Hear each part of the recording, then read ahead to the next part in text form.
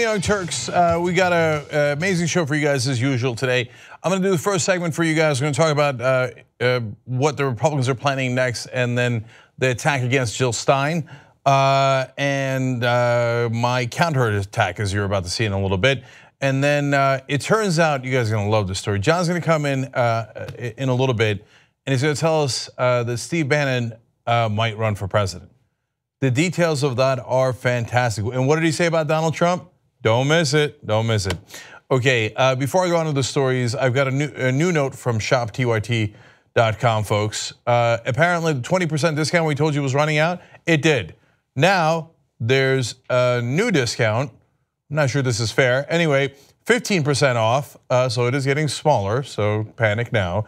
Apparently off of winter gear, and you're supposed to write in the code, it's chilly at checkout. It's chilly, as in LLY, not the thing you eat, to get 15% off of hoodies, zip-ups, crew neck, sweatshirts, and long sleeve shirts. That sounds fun. And of course, the gift that everybody should consider is the gift of membership. tytnetwork.com/gift, $25 gets you 3 months of membership. All right, let's go over here. So the Republicans just passed a historic tax cut bill, and it is historic. Sometimes they throw that word around, but it doesn't necessarily mean that it is a good thing. I think it is historically disastrous. It cuts trillions of dollars of taxes from corporations and the rich. 80% of the benefits go to the top 1%.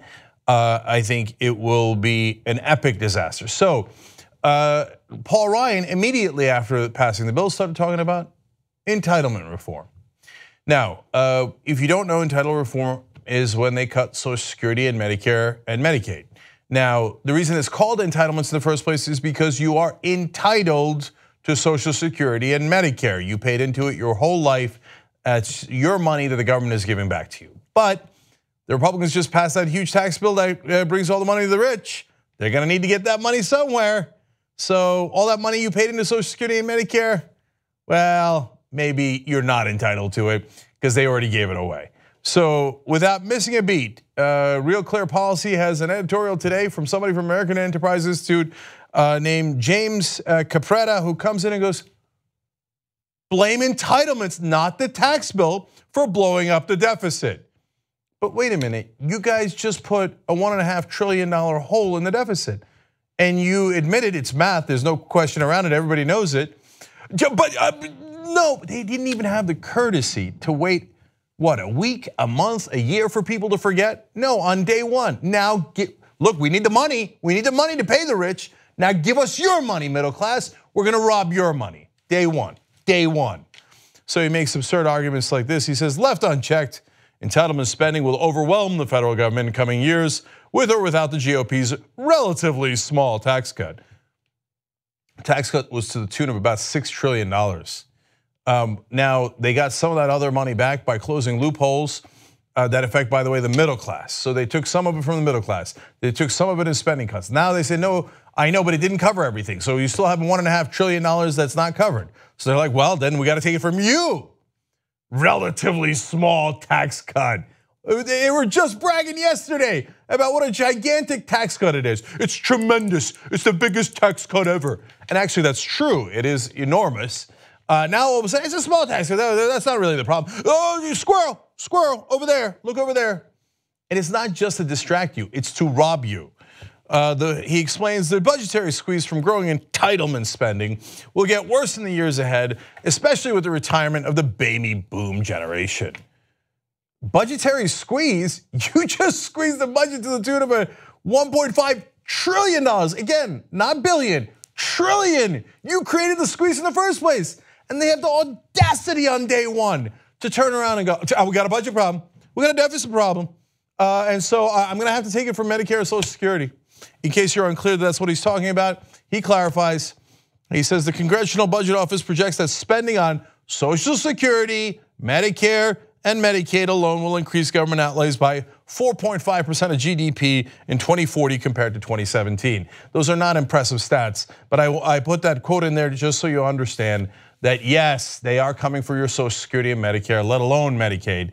And so who's this fella anyway? Well, James C. Capretta, as they explain at the bottom of the article, is a real clear policy contributor and holds the Milton Friedman Chair at the American Enterprise Institute.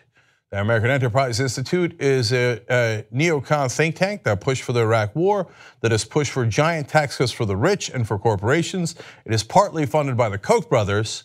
So after receiving their trillions of dollars in booty, they turn around and send their dogs out to make arguments that they thought up in their think tank. Where shall we get the money?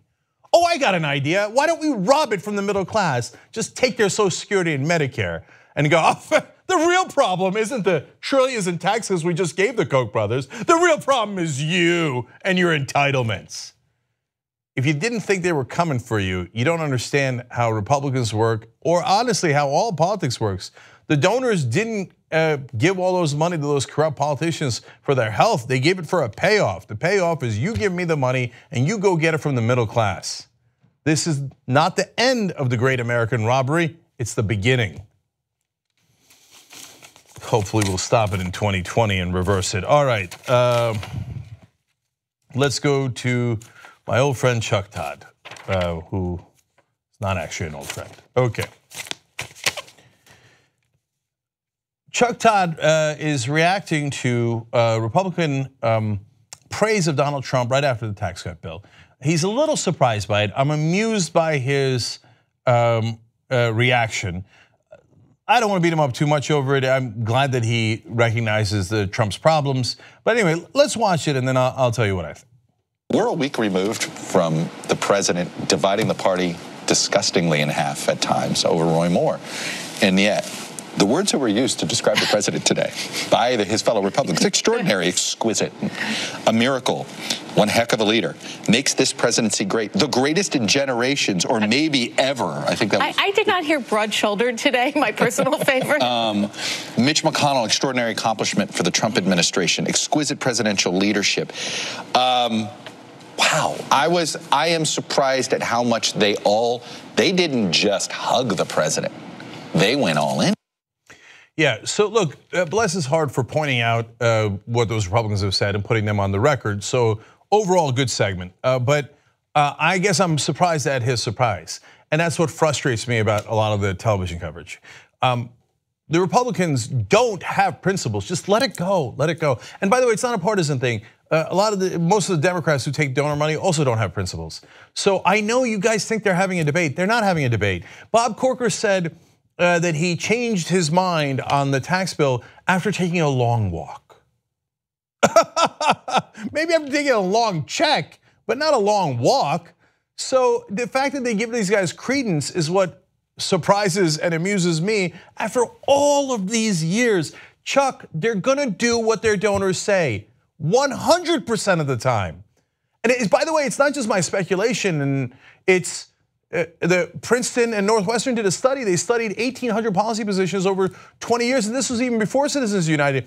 It was after money started entering politics in 1976 and 1978, Supreme Court decisions, Buckley v. Vallejo and Bellotti. After that, corporations poured money into politicians through campaign contributions, eventually independent expenditures, and all the different ways that they got them this money. And then the politicians did what they were told to do by the people who wrote them their checks. I know that continues to be a shock to people on TV, but everyone else in the country gets it. 93% of Americans say that politicians, not partisan, politicians serve their donors, not their voters. But so I am not at all surprised that the Republicans, after going, oh, this Roy Moore thing, I might play well in Alabama, but I might lose a couple of votes in Illinois or wherever I am, so I'm gonna say no to that. Now turn around and go, yes, the historic, wonderful Donald Trump. Why? Because this was their #1 priority. It was their donors' #1 priority. They were going to kiss Donald Trump's ass on this no matter what. I mean, if they were gonna have moral qualms with Donald Trump, wouldn't they have already had him? I mean, you're really surprised that they have no principles or no ethics? That's amazing to me. By the way, the other part of this that's important is that the Republican base hasn't really moved. They have the same issues. In Alabama, they peeled away, Doug Jones peeled away a tiny percentage of the Republicans, and it was enough for him to win by 1.5 points. But look at the numbers here. Alabama Republicans voted for more, 91-9%. He still got 91% of the vote, let alone the fact that he is an insane conspiracy theorist who now thinks the Muslims might have stolen the election in Alabama. What? And he's a child molester, and he's all those things, and he still got 91% of the Republican vote. So those senators think, well, my base is a bunch of knuckleheads. They'll vote for me no matter what, especially if Trump's on my side. And I'm not a child molester, so I'm going to win easy, okay? And my donors are going to be thrilled. So please, look, it's a good segment. It's good to point out that the Republicans are completely hugging, completely on the side of Donald Trump. But that's been clear all along, because this is the one place where they're all lined up. Both Trump and those Republican senators serve their donors. You have private financing of elections, they work for private interests. Okay, now, have I mentioned that before? Do you say that comes as a surprise to you guys, right? Wolf-pack.com, by the way. At Rebel headquarters, National Director of Wolfpack tonight. Don't miss it at 8:05 p.m. Eastern. All right, now let's go to Jill Stein. Okay. Now, I think I've got some credibility here to talk about the Russian investigation, and here's what I mean by that. I've said from day one for nearly a year now, I think Trump did it, and by it, I mean things way worse than just exchanging emails and trying to figure out Hillary's emails during the campaign or encouraging the Russians to run a couple of fake ads on Facebook. I've said from day one that I think that they have a financial relationship. I think that there is a ton of circumstantial evidence that is already out in the public. But let's find out what Mueller concludes, and then we'll take it from there, okay? So that is my view of the Russian investigation vis-a-vis Trump. So now the Russian investigation is apparently targeting Jill Stein. Okay, now they have jumped the shark. Now, and again, I have credibility here because I had Jill Stein on the show plenty of times during the election, but then I said, much to the chagrin of many progressives, that I think that it was a smart thing to do to vote for Hillary Clinton, especially in blue states. I said that because I didn't want the monster Donald Trump winning. By the way, the other person who didn't want the monster Donald Trump winning was Jill Stein. She, in fact, had raised $7.3 million to do a recount in the 3 critical battleground states to double check that Trump had actually won. So I think that earns her a tremendous amount of credibility, but apparently not enough, because now I think we've gotten to witch hunt stage. It's one thing if you're going after the person who you think might have had ties with the Russians. What is this? So let me give you the details. So we're going to go to NBC News here.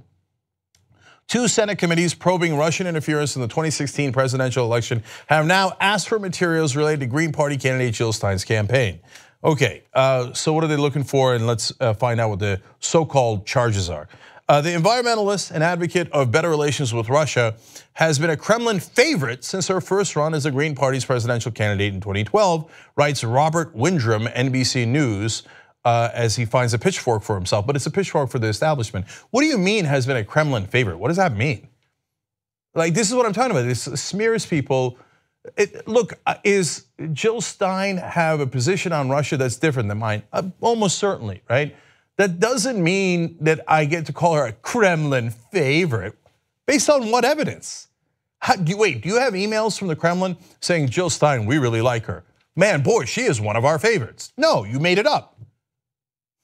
This is not real reporting. So the Russian embrace of Jill Stein was anything but subtle. Andrew Weiss says, he's a Carnegie Endowment for International Peace so-called Russia expert.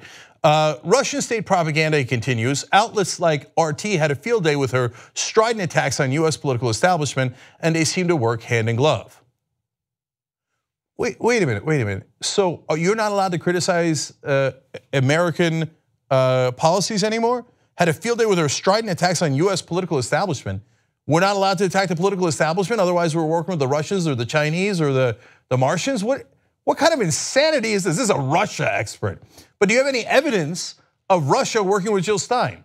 I don't see anything publicly, I don't see anything privately, I don't see anything circumstantial, I don't see anything direct. Oh, she went on RT a couple of times. RT was a media organization, and now we know that they have more ties and with the Russian government, and I think that that's a whole separate conversation. I know that they were owned by the Russians. Al Jazeera is owned by Qatar, and I would argue that CNN largely serves the American government. And we can have those discussions and debates, and BBC is owned by the British government in a sense. Oh yeah, I went on BBC to do propaganda for the British. What? No, it was a media outlet that people went on. That proves absolutely nothing. Conservatives went on there, liberals went on there, moderates went on there. You're gonna round up everybody that went on RT. That's your evidence, and that's pathetic. Second of all, is it now somehow wrong or illegal to criticize the quote, US political establishment? Then lock me up. Because yes, I don't give a damn what your so-called Russia expert says. I'm going to criticize the US political establishment. You want to know why? Because I love this country and I want to make it better. I don't want to sit around and go, oh, I think Donald Trump has my best interest in mind. I'm going to listen to the dear leader. Whatever he says must be true. And I'm certainly not going to say that about Hillary Clinton either. So if you want to bow your head to the political establishment, go ahead. But it is not yet a crime in America. Now, what evidence do they have on anything on Jill Stein? The one thing they always come back to, she was once at a dinner. So they have the picture, and if you label people in the pictures, it seems more nefarious. So there's Putin, and there's Flynn, and there's Stein, and there's some other people from across the world. Ooh, you labeled them. Oh, wow, oh, that sounds so dangerous. Dun, dun, dun, dun, dun, dun, dun, dun, man. But what did they talk about? What did they say? So in fact, Jill Stein, I think I should have gotten a better deal. She apparently paid her own way to go over there. They probably would have chipped in for your flight and hotel, okay? That was back in 2015. If she had asked me, hey, I'm gonna go get to meet Putin and have this dinner, and I'd be like, well, that sounds interesting. I don't know that I wouldn't have not met with Putin in 2015. It doesn't mean you work with the guy. I've met 1,000 people, including Steve Bannon, who I do not like at all. It doesn't mean anything. So now if you said to me, go meet with Putin, given what I've said about him, I don't think I'd do that, okay? But back then, to criticize her for that, it's great. Okay, so it doesn't matter. We went in and asked her about it. TYT investigates, Michael Tracy talked to her, and she said, there's been a smear campaign going on for about a year, and a lot of people have been poisoned by that. Stein said, speculating to the possible motives for the Senate committee's request for information. And she continued, and so they think that there was something really nefarious going on around that table, because a lot of people asserted that and portrayed it as if it was a close conversation. Hardly. She explained further, no names were exchanged, no eye contact, nada. Just a quick handshake, that's it. There was nothing meaningful at that dinner. I mean, that's what we're parsing now. Did Jill Stein make eye contact with Putin at that dinner? Do you know why Michael Flynn's in trouble for that dinner? Because he got $45,000 and then did not report it when he was supposed to. That's a violation of the law. If Michael Flynn had said, yeah, oh yeah, I went and had dinner over there, the RT flew me in, if Al Jazeera had, BBC had, I'd have gone the same, and it filled it out in his form, then we wouldn't have anywhere near this kind of issue. He lied about it because maybe he did something there he wants to cover up. Jill Stein has been transparent about it from day one. She didn't cover it up, she didn't fill out any forms wrong, and she didn't get any money. This is what looks like a witch hunt, okay? So now we're gonna go to more establishment people. Michael McFaul, former US ambassador to Russia and an NBC News analyst, such as it is, said that Stein, quote, most certainly influenced the outcome of the 2016 election, given the outcome was decided in 3 states and by 78,000 votes. Wait. What does that have to do with you being a Russian ambassador? So yes, we know what happened. So Ralph Nader influenced the outcome of the 2000 election. Was he working for the Portuguese or for Singapore or Botswana? Are people not allowed to run against the establishment anymore? So I said to vote for Hillary Clinton in the general election, definitely not the primary, in the general election because I was worried that the monster Donald Trump would win. I would argue that I was right about that. But that doesn't mean that I think that anyone who didn't is suspect and working with the Russians and are traitors or something. No, it's okay, because Michael McFaul did the math. We all know it was 78,000 votes. What does that have to do with you being a Russian ambassador to Russia? What evidence do you have? You don't have any evidence. We all know what the vote count was. That's not evidence against Jill Stein. That's saying third parties should be outlawed and everyone should bow their heads to the establishment.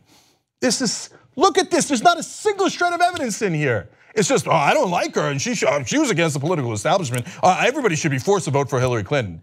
Hell no. Okay, Andrew, we're back to Andrew Weiss, this another so-called expert, the guy I quoted earlier. He says her talking points on hot-button issues like the war in Ukraine look like she's reading off a Kremlin-supplied script. Another so-called Russia expert here. Well, do you have the script? Do you have emails saying, hey, Dr. Stein, please say this? Do you have any evidence connecting that? Nope. It just so happens that her position on Ukraine is similar to Putin's or to the Russian government's. By the way, I don't agree with her position on Russia. But that doesn't mean that I think that she's a secret agent. She's allowed to have regular positions on different policy issues. We don't all have to agree, and we most certainly don't have to agree with you or your favorite candidate. This is unreal. So now I'm going to go back to Michael McFaul. Look, I'm quoting their experts. If their experts don't have anything, why'd you write this stupid article? Okay, he says RT has promoted and often exaggerated the importance of third-party political leaders and fringe social movements in the United States with the aim of exacerbating social tensions in the United States. RT has featured third parties when we have gotten our stooges in the mainstream media to not feature third parties, to not give people options. We've gotten our lackeys who work for the US government apparently and the establishment here to shut out other voices and make sure Americans have no choice but the Republican and the Democrat that usually the donors handpick. And anyone else is outside the acceptable opinion and we're gonna label fringe. But not only are we gonna label fringe, the establishment's doing that for a long time, but now we're gonna investigate you.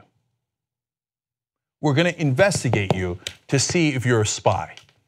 Because you dared to have an opinion outside of what the establishment allows. Well, I got news for you, McFaul. Not everyone had to vote for Hillary Clinton. Not everyone had to vote for the Democrat or the Republican. So it just seems like almost every quote is, why didn't they vote for Hillary? Well, we love Hillary, why didn't they vote for Hillary? Well, I would have rather, this is my third time saying, I would rather have had them vote for Hillary than Donald Trump. Sad day for me, sad day for you. It's called a democracy. No, third party fringe. How dare they? Why didn't they bow their head earlier? I hope they come at you 1,000 times harder next time.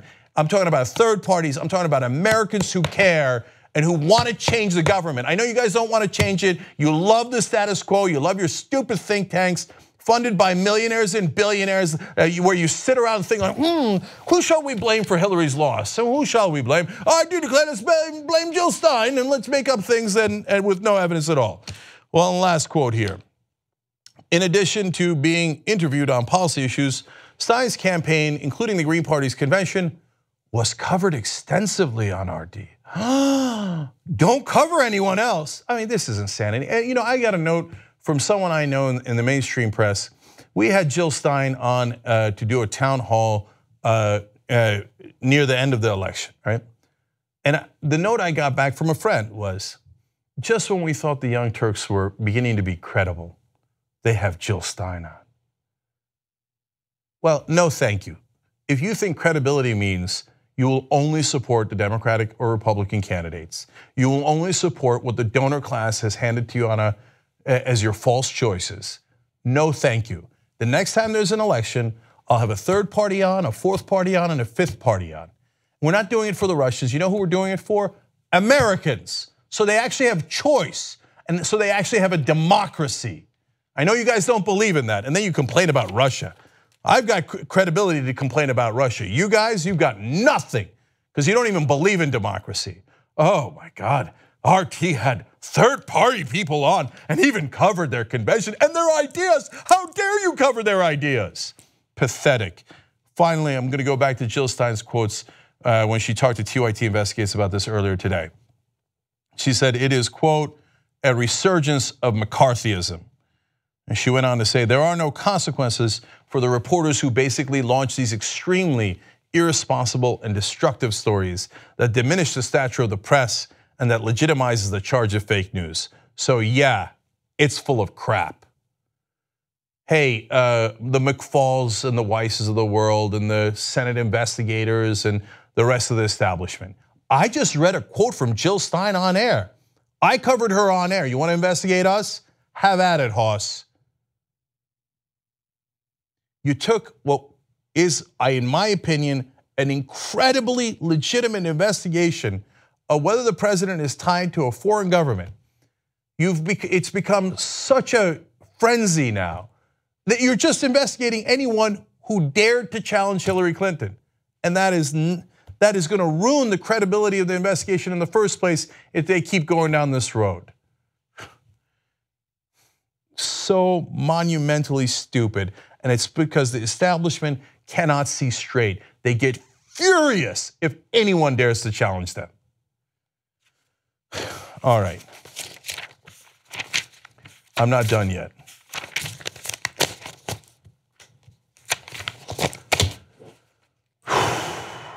All right, now we have another story that we broke about this. So there's a witch hunt against Jill Stein and her campaign. NBC News, I quoted earlier in the show, as talking to so-called Russia experts saying, well, she seemed to agree with Russia on Ukraine, and she went on RT a couple of times, so did hundreds of Republicans, Democrats, and moderates, and they got nothing. They got nothing. She once went to a dinner. Did she get any money? No. Did she get anything out of it? No. Did she tell you she went to that dinner? Did she give you transparency? Yes. I don't care. I'm going to smear her anyway so I can dissuade any other third party from ever running again against the anointed leaders of the Democrats and Republicans. So, well, Dennis Traynor Jr. Is a person who worked on Jill Stein's campaign, was a communication person there for a number of months. He also was briefly part of the TYT network. He had his own channel on there. Those are independent, and we don't touch their editorial at all. Okay, so we reached out to him to see what's going on here in this regard, and it wasn't me. It was our TYT Investigates team, Michael Tracy, the reporter in this story, and he explains Dennis Traynor Jr., a former senior staffer for Green Party candidate Jill Stein's 2016 presidential campaign, says he is weighing whether to comply with a directive to turn over correspondence related to the Senate Select Committee on Intelligence's investigation of alleged Russian interference in the 2016 election. So basically saying, hey, you want me to play ball with you guys? This is an illegitimate, I'm now putting words in his mouth, but it sounds like he's saying, I'm not sure about the legitimacy of it there. So let me go to his direct quote so you get it exactly right. He said, I think this represents a tremendous overreach. He went on to say, I think the link that the people on the Senate committee are making is that any link to RT America, unless you're Larry King, I guess, means that you're either witting or unwitting fool for the Putin administration. So I believe that's their argument. I believe they're casting a very wide net. Yeah, are we really investigating Larry King? He was on RT. Are we going to go and find out if he's a Russian agent? We're going to go ask everyone who's on RT or whoever appeared on RT, are you a Russian agent? Give me all your emails. Let me go on a fishing expedition to smear you and see if I can find something else and then maybe ruin your life.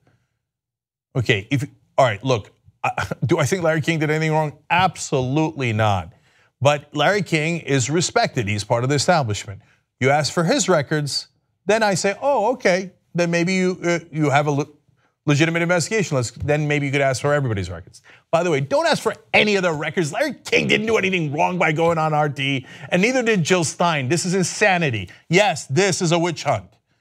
Okay, Traynor went on to say, nothing that happened between the Stein campaign and the RT station or Vladimir Putin's Russia rises to the level of any criminal intent. I don't believe that Jill Stein was in any way colluding with Vladimir Putin or anyone else to shift the election to Donald Trump. And to me, that seems perfectly obvious.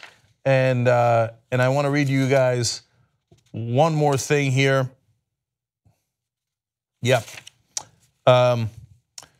Then we talked to Jill Stein about this, and she said, as Michael Tracy explains, former 2016 Green Party presidential candidate Jill Stein told TYT that she will urge members of her now defunct campaign to comply with a Senate Intelligence Committee investigation examining alleged Russian interference in the 2016 presidential election. So Traynor is saying he's not sure he's going to comply because he thinks that it's a fishing expedition, basically. and now Stein is saying that hey, let's work with them in every way that we can. In fact, she went on to also say, quote, "Our intent is to err on the side of transparency here and to address this question of our interactions with Russia." So she's going out of her way to be even more transparent. We'll have the links to those articles down below in the description box on YouTube. Usually also there's an eye on the corner on YouTube. If you move your button there, your mouse there, you'll see a button that gets you the links to the articles that we are referring to. On Facebook, it'll be in the comment section. So read the articles for yourself, see the quotes from Jill Stein and Dennis Traynor Jr. But is Dennis right, in my opinion, to be a little concerned about this fishing expedition? Yes. So far publicly, has anyone gotten a shred of evidence about the Green Party? No. Are they going after the Green Party because they challenged the beloved Hillary Clinton? It certainly appears that way.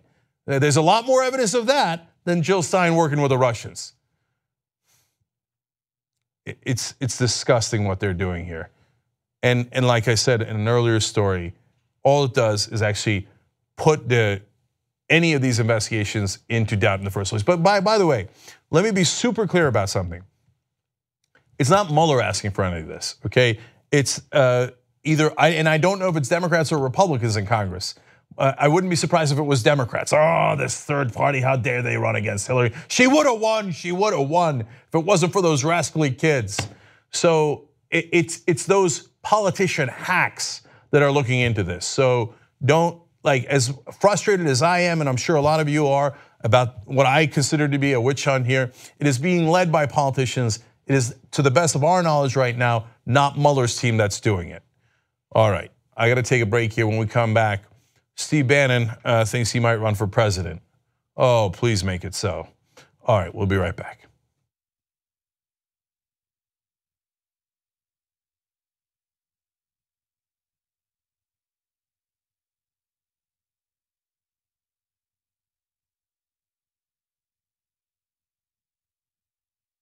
Here at TYT headquarters, we are building independent media. We're literally building it, it's not done yet. I've got a great offer for you guys, 3 months of membership for just $25. You can gift it to friends and family. This is a good time to gift things, as you can tell, because I'm wearing a Santa hat. Help us build independent media and hold the establishment accountable with just $25. This is not $25. It's a lovely JFK gold coin, which I will now eat.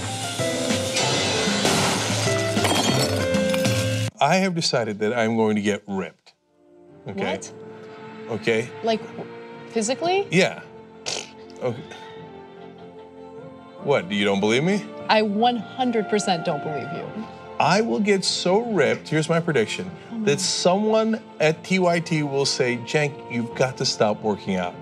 We're tired of you winning. So you don't believe me? Cenk, you don't have time to like do your daily duties for the main show. Duties. I don't even have time for your daily duties. Because what you guys don't know is how great my muscles already are. It's absolutely possible, but you can't have Leah run to the food truck to get you like 2 different types of grilled cheeses with like tater tots for lunch. Like, you can't have that anymore. Let's see what happens. You also have to go to the gym regularly. Let's see what happens. All I'm saying is, let's see what happens. Have I ever been wrong about a prediction? Almost never.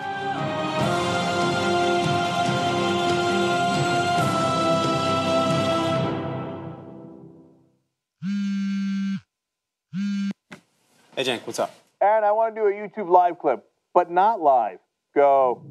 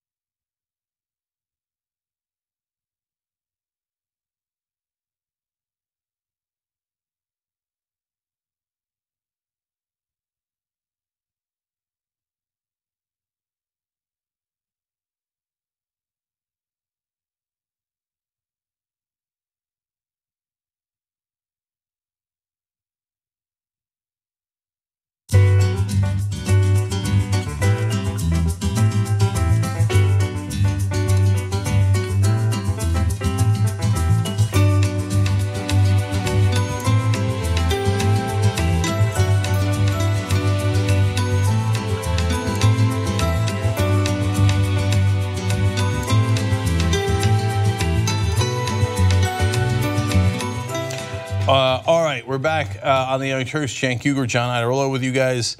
Lots of emails. Let me just read a couple. Texts. Tweets. Let me read fake news.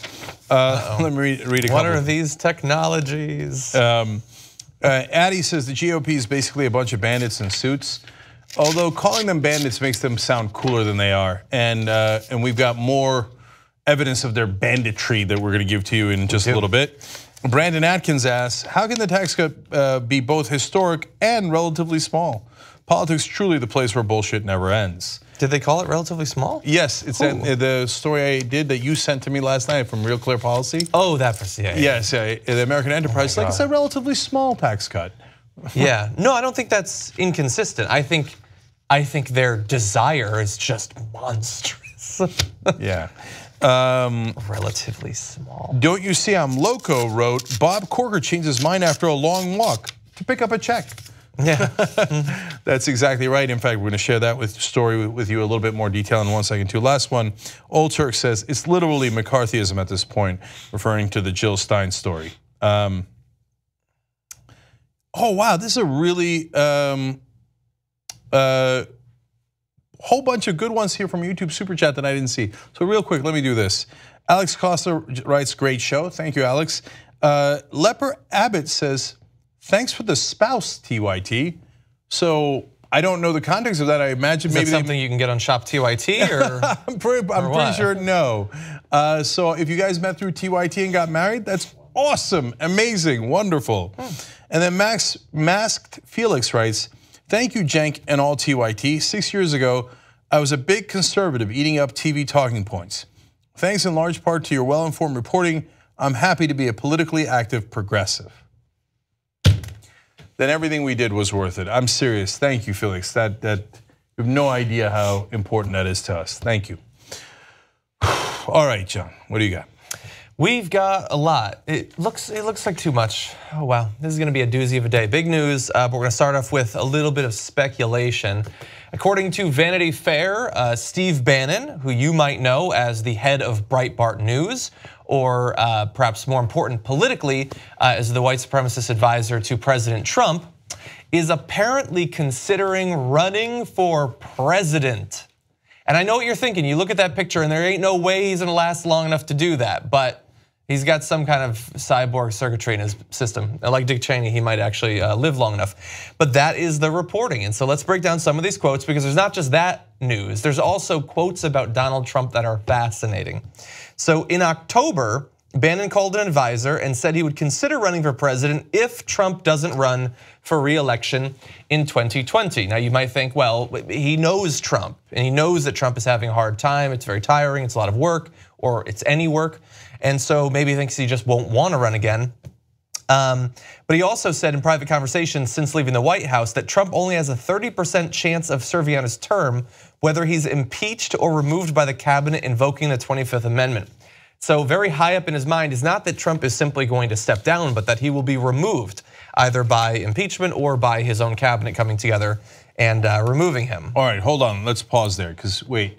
Now, significant? Super significant. We'll get back to him thinking he could be president in a minute. But Bannon now talking about the 25th Amendment. Is it like it's super interesting to me that the first person who mentions Alzheimer's is Roger Stone. Now, there's a small movement for the 25th Amendment. Bless their hearts, Jamie Raskin's doing a wonderful job on that. He's a congressman from Maryland, one of the most progressive guys in Congress. You check him out, right? But Bannon now talking about the 25th Amendment. Where is he going with this? Well, actually, he's got more quotes there, and it makes you wonder, either A, what does Bannon know about Trump that we don't know? Yeah. Or B, what are they setting up here? Is it an escape hatch? Yeah, but at the same time, you do have to bear in mind that I cannot think of one single reason to believe a word that Bannon has ever said or will ever say.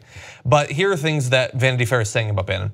Bannon apparently remarked on the toll the office has taken on Trump, telling advisors his former boss has lost a step.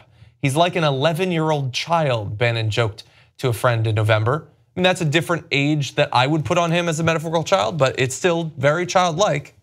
So look, lost a step, which, I mean, you could say that about an athlete maybe, and then have it be physical, but if you're talking about a senior citizen losing a step, I don't think you mean physically, I think you mean mentally. Of course he means mentally. Yeah. He says he's now the mental equivalent of an 11-year-old. I think he just means that like he's filled with like glee for the world.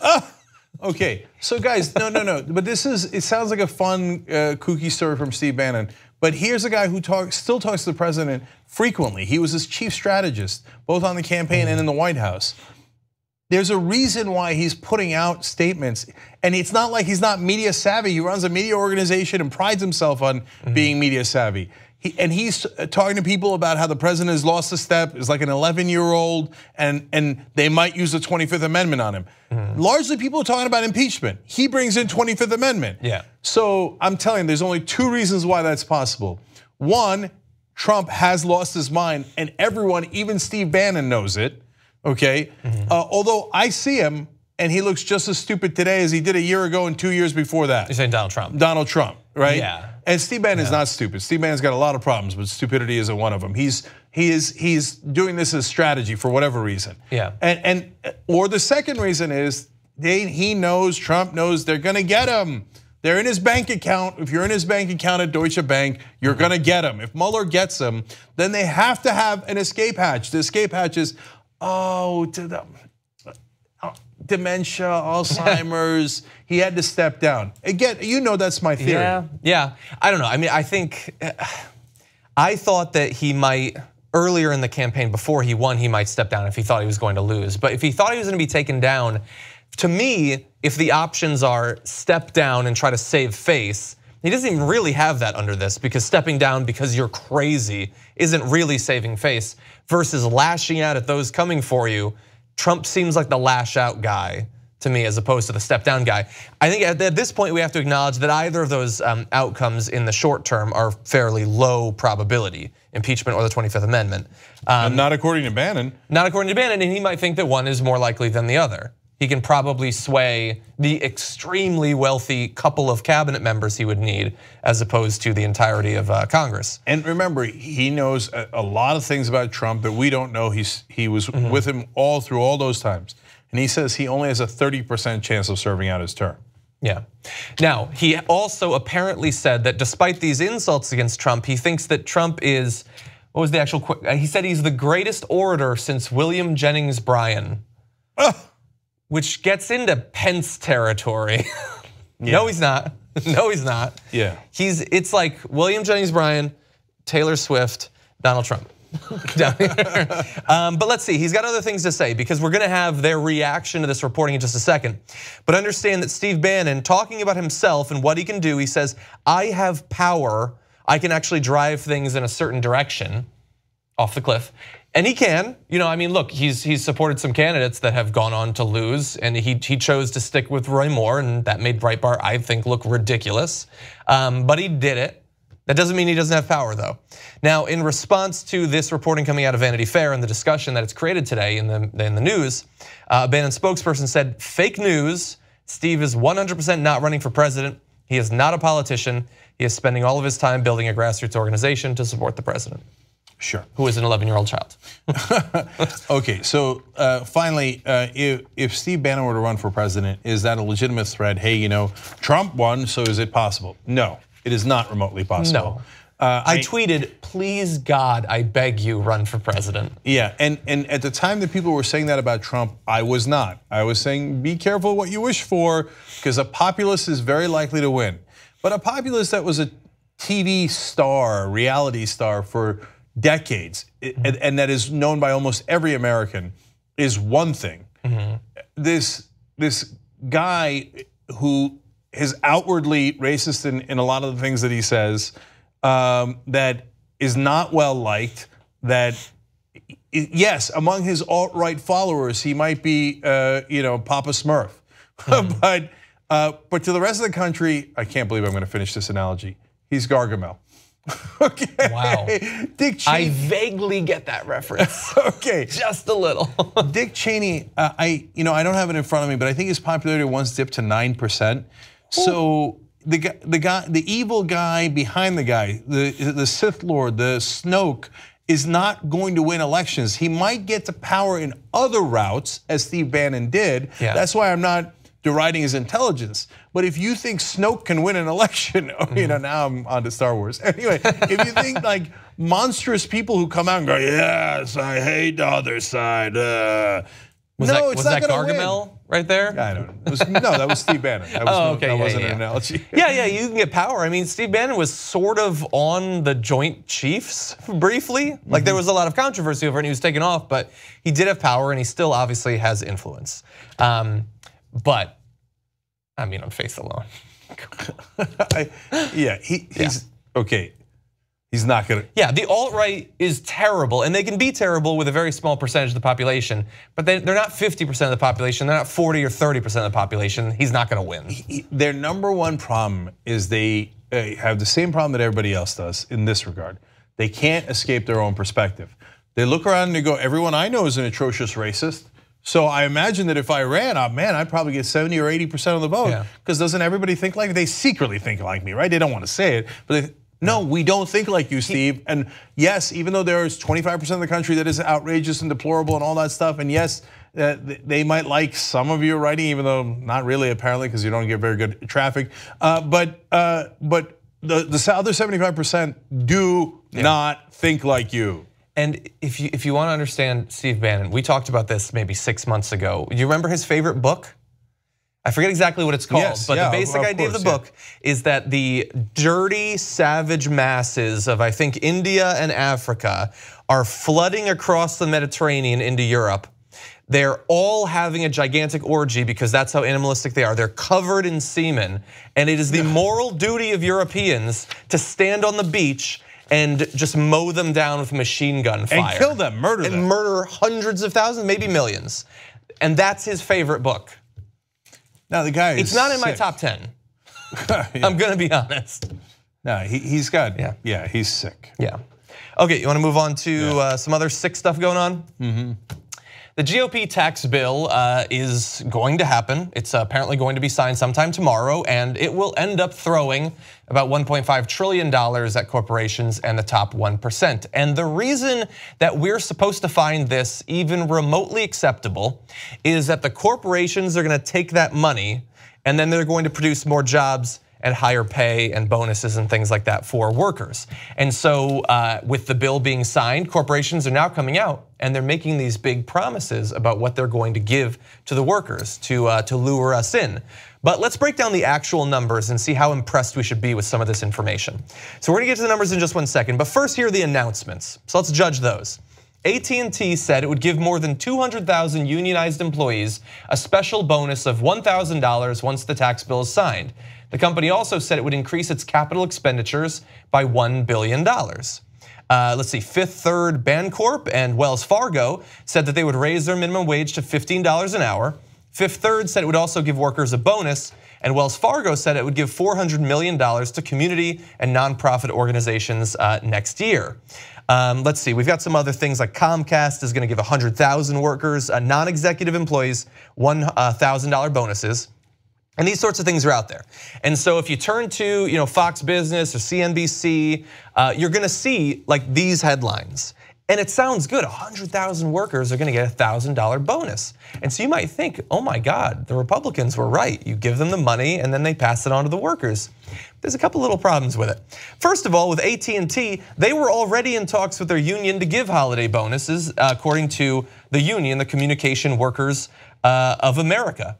So 6 weeks ago, there was already talk of these sorts of bonuses going through. Back when the current draft of the tax bill had failed and there were no votes, it might not have passed at that point. I mean, we thought it would, but in the media, they thought that it might not. And so it looks like a year-long negotiation of the union is why they're getting a $1,000 bonus, not because all of a sudden they're gonna be showered with money. Also understand, why might these corporations be coming out? Why would AT&T in particular come out with this sort of messaging? We'll understand what's going on in the background. AT&T is currently attempting a merger with Time Warner, but facing opposition from Trump's Justice Department. Back in November, the DOJ filed an antitrust lawsuit to block the merger, and Politico reported that the DOJ had threatened to block the merger if Time Warner didn't sell CNN. But after AT&T's Wednesday bonus announcement, Trump praised them. Interesting that they're giving these bonuses that they were already going to give and getting praise from a man who was going to block a major and financially lucrative deal that they wanted. Either block it or approve it, and now he's in a much more friendly mood towards AT&T. So let's describe all the different ways that AT&T wins from the Trump administration. Giant tax threat. On top of that, they need the merger approved. On top of that, net neutrality. So they're one of the internet providers. Trump killing net neutrality gives them potentially up to billions of dollars more in extra revenues and profits. So they have made out like bandits. And even if this was a move out of the goodness of their heart, which we know for a fact because of the negotiations that have been going on for a whole year, it's not. But even if it was, it is a tiny amount to give back. You want the amount? For the billions that you're getting. So without further ado, the amounts. Okay, for each of these, we decided to look into, based on how much they make in a year, what does this actually represent? Now understand that this went through TYT's accounting department, which was me, and I'm not a mathematician. So you might wanna check these numbers yourself, but here's what we came up with. For AT&T, they're gonna give, as I said, basically $200 million in bonuses, $1,000 to, I believe it was 100,000 employees, 200,000 employees. Their year-end review for investors listed their consolidated revenue in 2016 as $163.8 billion. And according to my math, the money they're gonna give in bonuses is 0.00119% of their annual revenue. And apparently they were already gonna give it anyway. And now think about this. That is a tiny little percentage. Okay, $163 billion in revenue. Even if you only made, look, you can do the math at home, but let's say you made 10%, only had a 10% margin, which I would be very, very surprised by.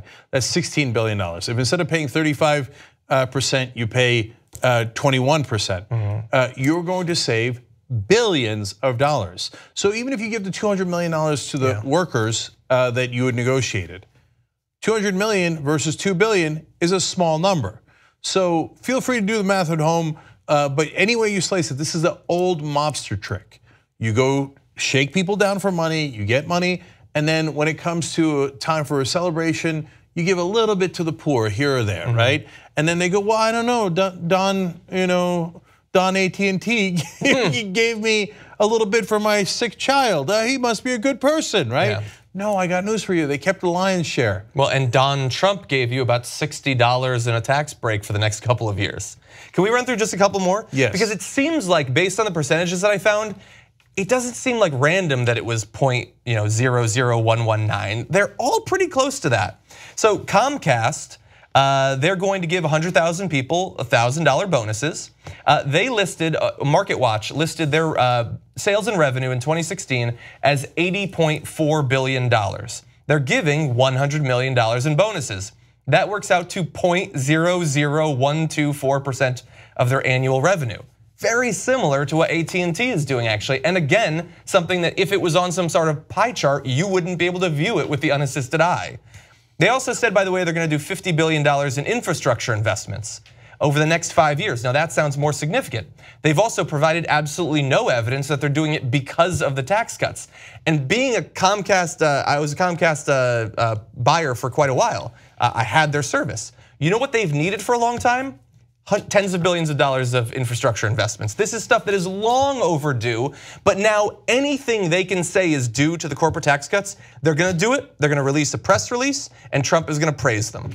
And Comcast, someone else that wins when net neutrality is killed, and by the way, also had their merger approved back in the day, and God knows if they'll do more mergers, and they tried, by the way, and did not get their latest one approved. So, and then finally, if you're thinking, that's interesting, they're also doing charity. Why not just increase wages, right? And to be fair, the two banks that we mentioned, Wells Fargo and Fifth Third Bank Corp, which is the strangest name in America, have given increased wages. Now, some people are cynical about that and go, in the areas where they were likely to go to $15 minimum wage anyway, legally. But that's okay. I don't want to be overly cynical. God bless their hearts for giving wage increases. Yes. That's good, okay? But the reason why they give in charity, and I would have told you, and I wish I had yesterday, the number one thing they're going to do is give to charity. Why? Because you can't undo the wage hikes, and they affect your costs going forward.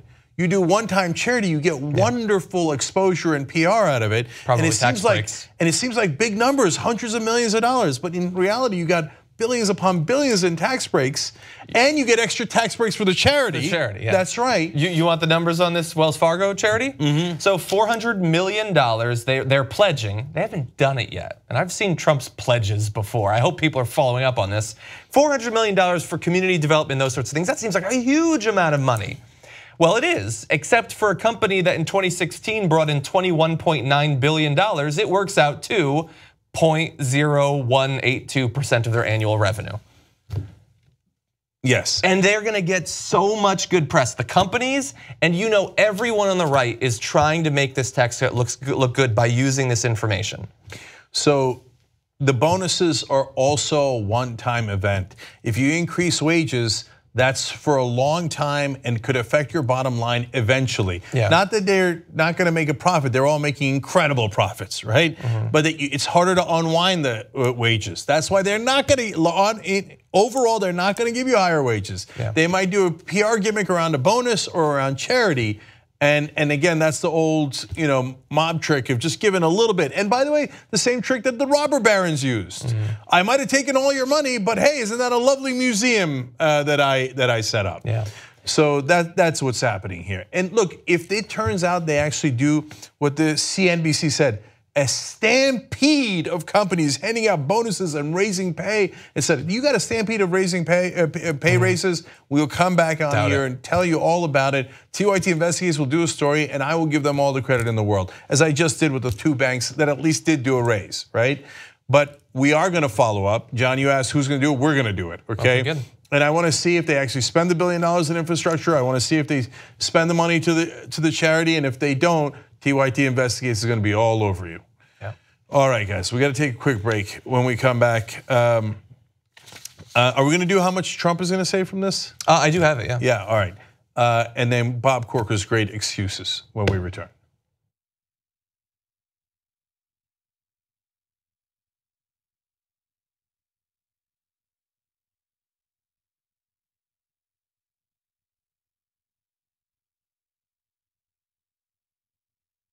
All right, post game here in Studio B. It's a green screen magic of internet television. A lot of condom breaking stories. Any conversation that starts with marriage is an interesting thing deserves a little bit of. When the kid cries, perhaps that's that is an opportunity to do some. It's an opportunity to do some parenting. Yeah, parenting is you cry, you're gone. Oh my God! I love that video. Yeah, Ben, I got a great achoo.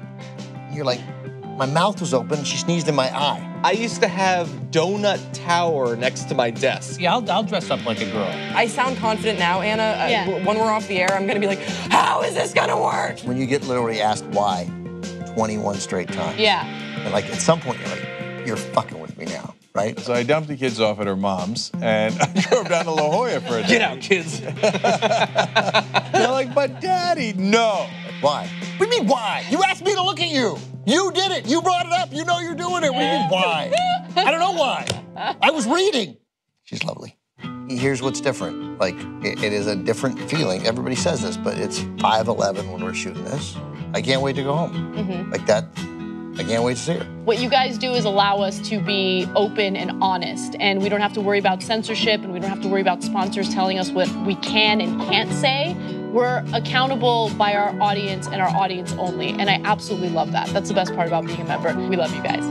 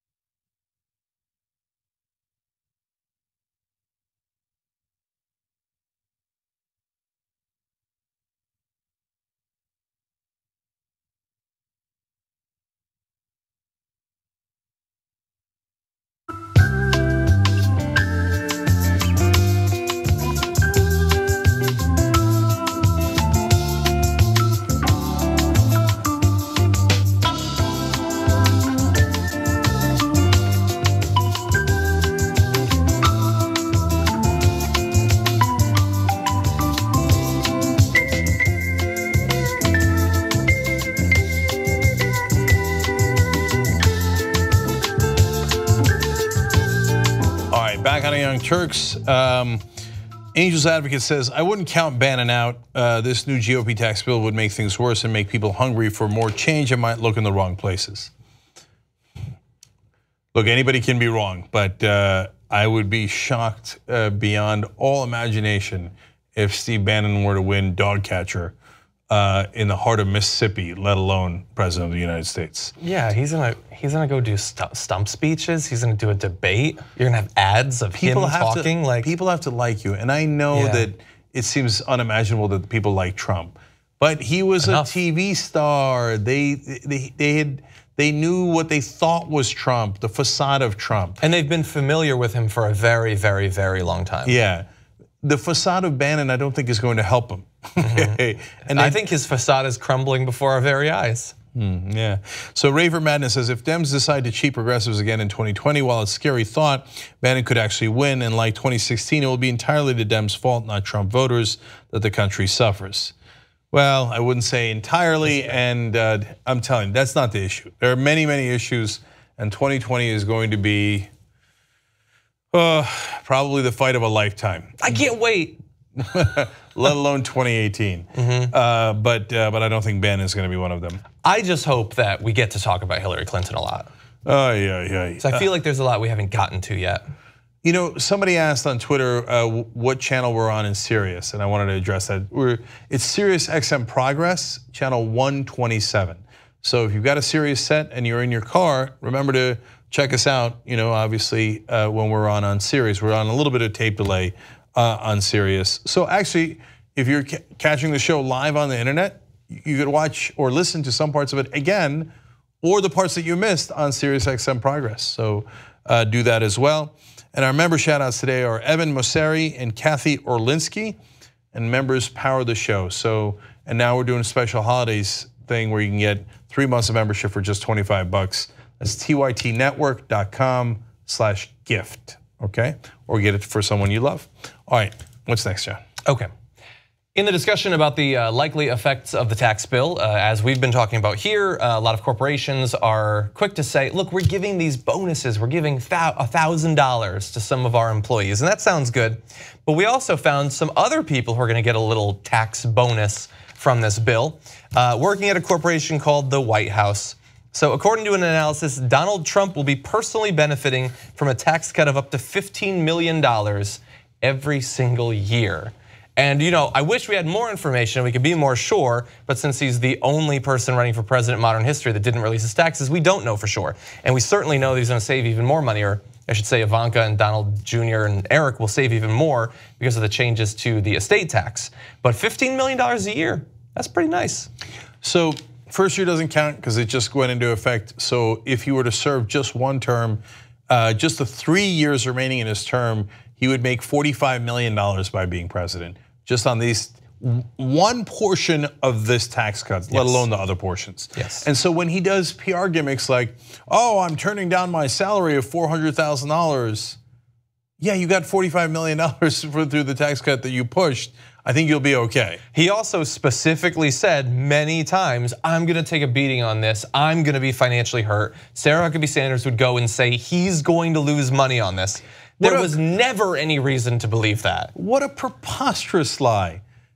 First of all, none of the rich are hurt on any of it, They didn't take away the loopholes. Yeah. So there's like almost no conceivable way. The only thing is that he's, theoretically, a lot of his stuff is in New York, maybe he has to pay a little bit more local taxes, but the rest of the tax cuts overwhelm that. Yeah, and also just, let's live in a fantasy land for a second. And instead of the actual changes that this tax bill made, instead what it did was lower taxes on people like me and people like you. And so let's say people making between $1 a year and $70,000 a year, something like that, their taxes went way down. The interesting thing about the way tax brackets work is that if you just take the top tax bracket for income over a couple $100,000 or whatever, and you lower that, that doesn't help me and that doesn't help you, it helps the rich because they qualify for that. But if you lower the lowest tax brackets, that helps the person who just makes that. It also helps the person who makes twice as much as that, and it helps the person who makes $1 billion a year because they also pay taxes on that portion of their income. So even if he was telling the truth about what the bill was going to do, he would financially benefit from that. Yeah, but no one's surprised that he's no one lying is. about that. But it's not just Trump, by the way.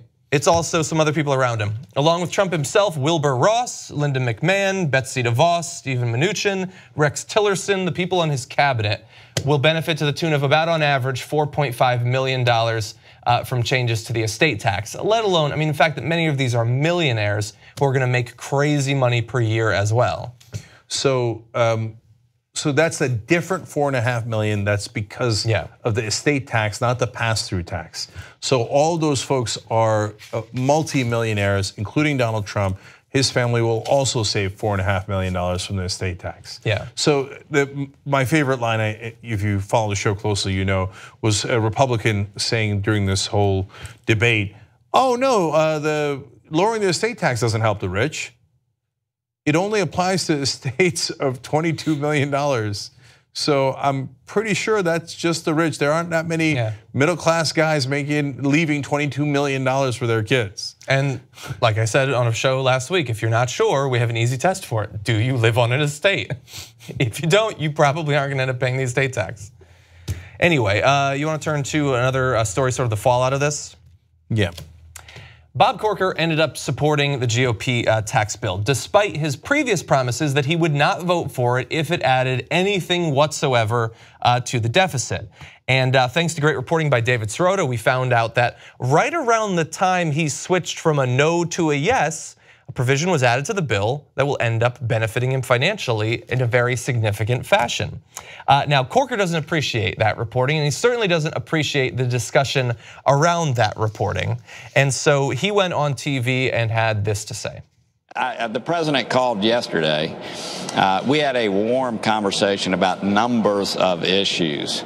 I told him that I'd had a healthy respect for the media. I deal with them all the time, and you know, to attack the media has not been something I've done. But I had a newfound empathy for him in watching how a totally debunked story, debunked by everybody involved, Orrin Hatch, Kevin Brady, the guys that actually wrote this bill, knew I had nothing whatsoever to do with it. But then you have this reporter who says this. All of a sudden, people that I respect in the news media, New York Times, Wall Street Journal, Washington Post, people start printing this as if it's true. A social media phenomenon generates from this. And I've never, ever in my life used the word fake news until today. I actually understand what it is the president has been dealing with. Look, I'm sorry. I've witnessed it firsthand. It is not good. I know other people have witnessed the same. Look, as I mentioned to him, just I have a newfound empathy for what he and others have been dealing with in this regard. Wow. So suddenly, you know, he's not so anti-Trump when it comes to the fake news stuff. Now, I honestly feel a little bit bad. His feelings have been hurt. I mean, it's balanced a little bit by the fact that he'll end up making millions off of this change to the tax code. So that can make him feel a little bit better. But really fast, I just want to catch you up on what he has said previously about Trump and this fake news stuff.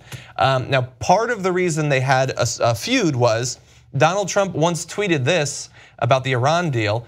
People like little Bob Corker have set the US way back. Now we move forward. That was back in October, but it already feels like forever ago. We do have to remember that the president of the United States called a sitting senator little. So he did that, and Bob Corker has said at various times, the president has great difficulty with the truth on many issues. I think world leaders are very aware that much of what he says is untrue. And when his term is over, I think the debasing of our nation, the constant non-truth telling, and just the name calling, the things that I think the debasement of our nation is what we will be remembered most important, and that's regretful. But now it was fake news. You know, he was right to call it fake news the whole time.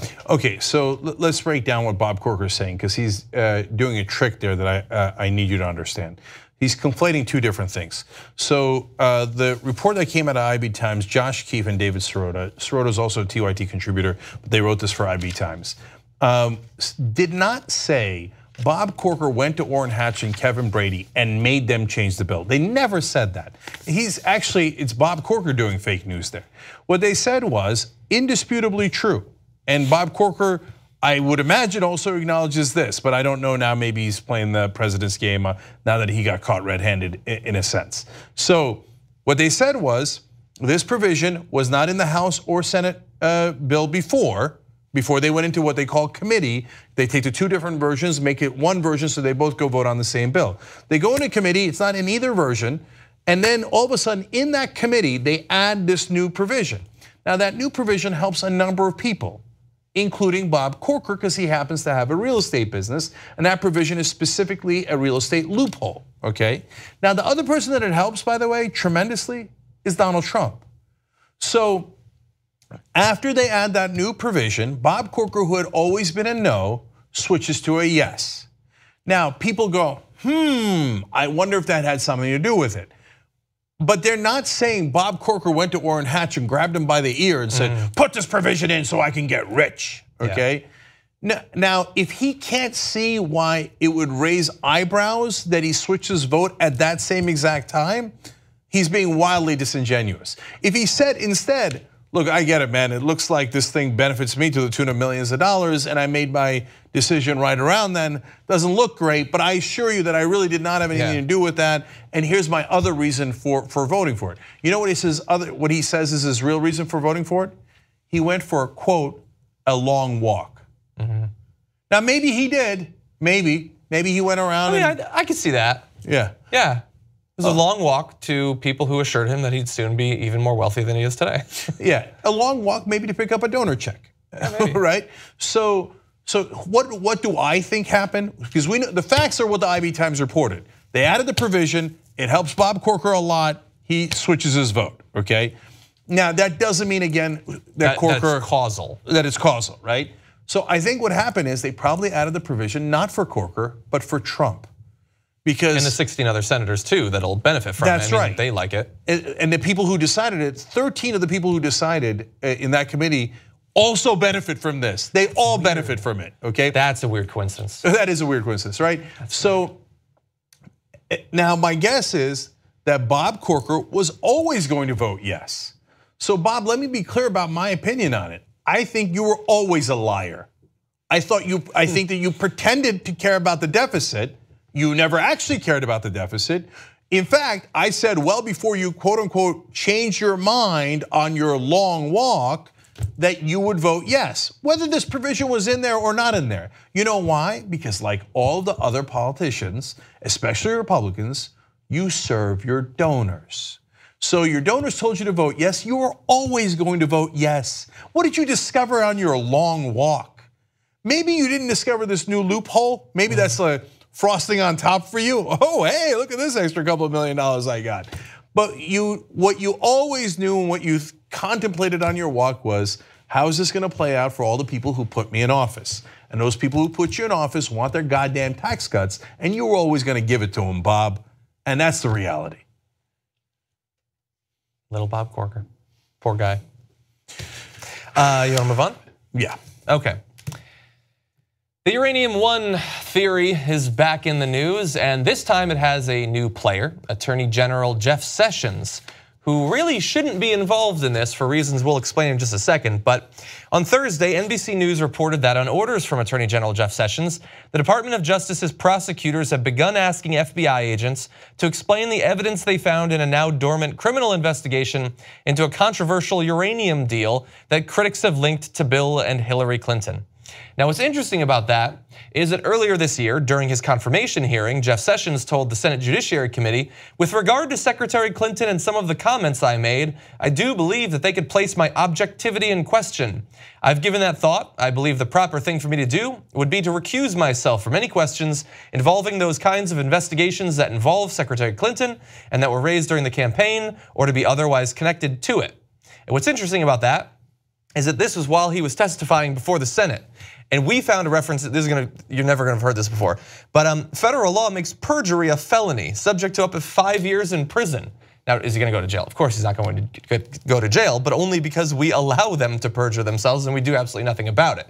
But whatever the recusal was supposed to be or was or wasn't for the rest of the year that has already passed, he is now very much involved in this and is trying to direct the FBI to once again bring up this thing that pops up every couple of weeks on Fox News.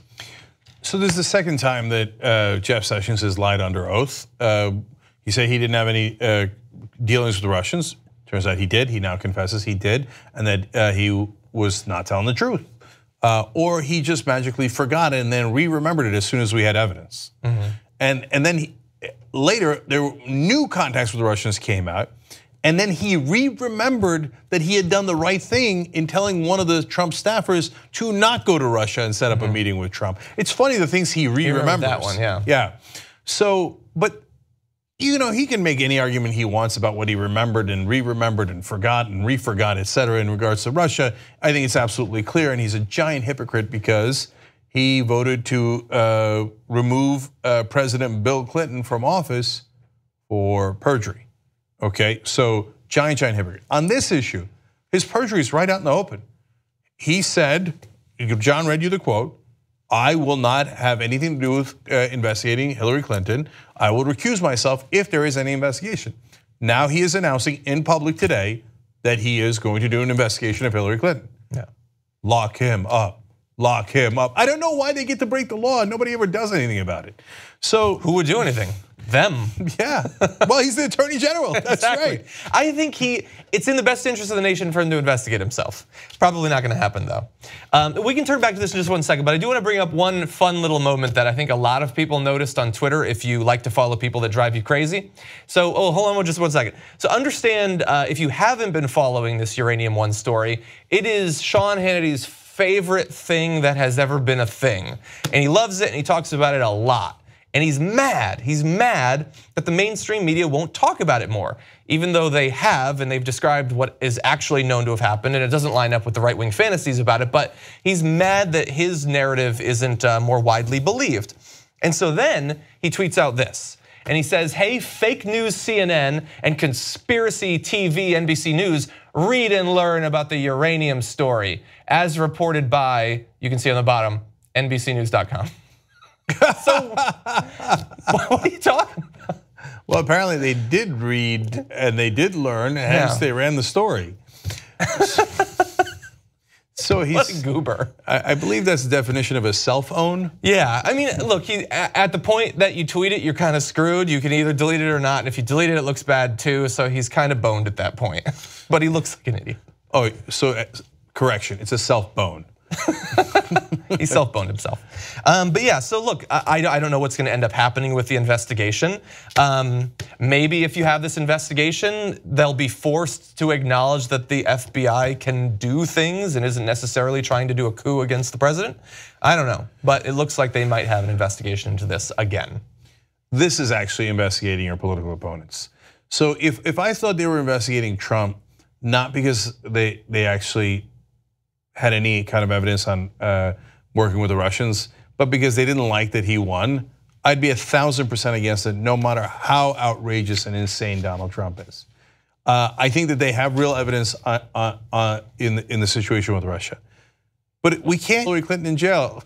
If he listened to me at all, I'd have been like, no! I find it hard to imagine. That's insane, yeah. Right? And by the way, this isn't about Hillary Clinton, just so you're clear. This is to discredit Mueller, who was the head of the FBI at the time. Yes. And the whole point of this is to try to end the legitimate investigation Mueller has into Donald Trump. Yeah, and this, finally, every time this pops me up, it frustrates me for two reasons. The first is simple, it puts Hillary Clinton back in the news, and I think we could all use a break. Let her go take her hikes. I don't want her to be in the news constantly, but much more importantly, there are an endless list of valid, legitimate policy or ideological criticisms you can make of Hillary Clinton. We've made just about all of them. So when you bring up stuff like this and you try to convince people of stuff that is madness, you make it more difficult to get people to pay attention to the real policy problems with Hillary Clinton and politicians like her. That is the danger of conspiracy theories. It makes everybody's thinking loose, and we cannot afford that right now. Attack her on the very real things that she's done, the votes she's made, the things she's flip-flopped on, the quotes she's made, the speeches she's given. You can do all of that, but when people like Sean Hannity spread BS, it makes people trust nothing, and that is incredibly damaging outside of the bounds of one particular topic. Yep, we got to take a break, right? Yes. When we come back, Roy Moore's spectacular theory about how, you're gonna love this, Muslims stole the election in Alabama. I can't wait.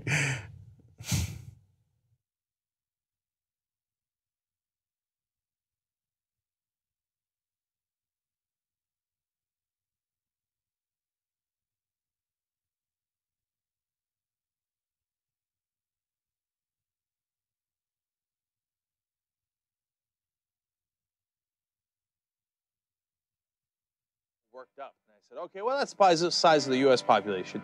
You know what our next target is?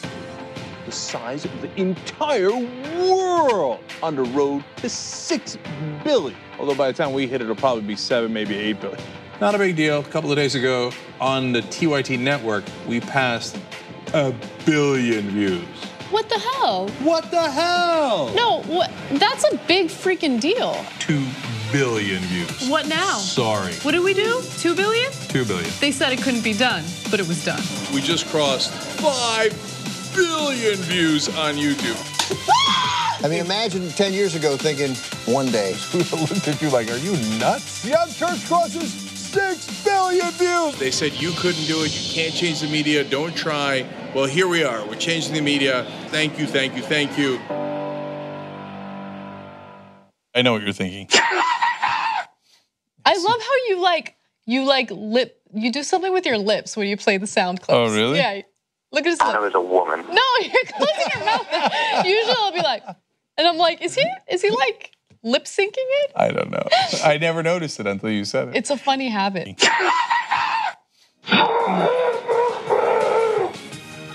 It's not human intelligence! TYT member. They're kicking me out the door. They're kicking me out the door.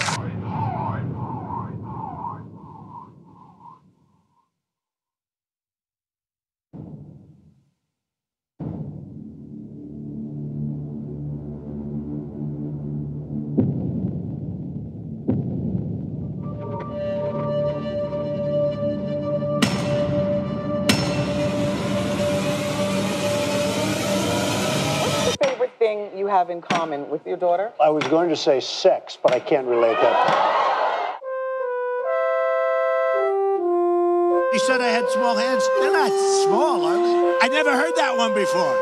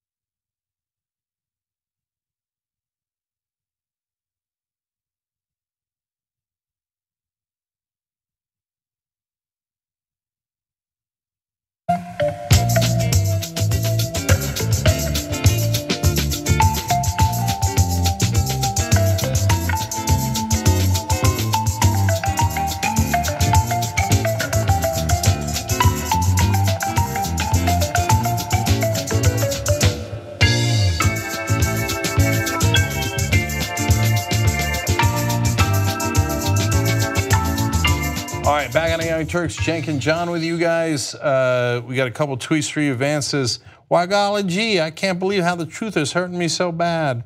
I think it might be the end of my career, so I'll have to reject reality and live in a fantasy world to justify my corruption.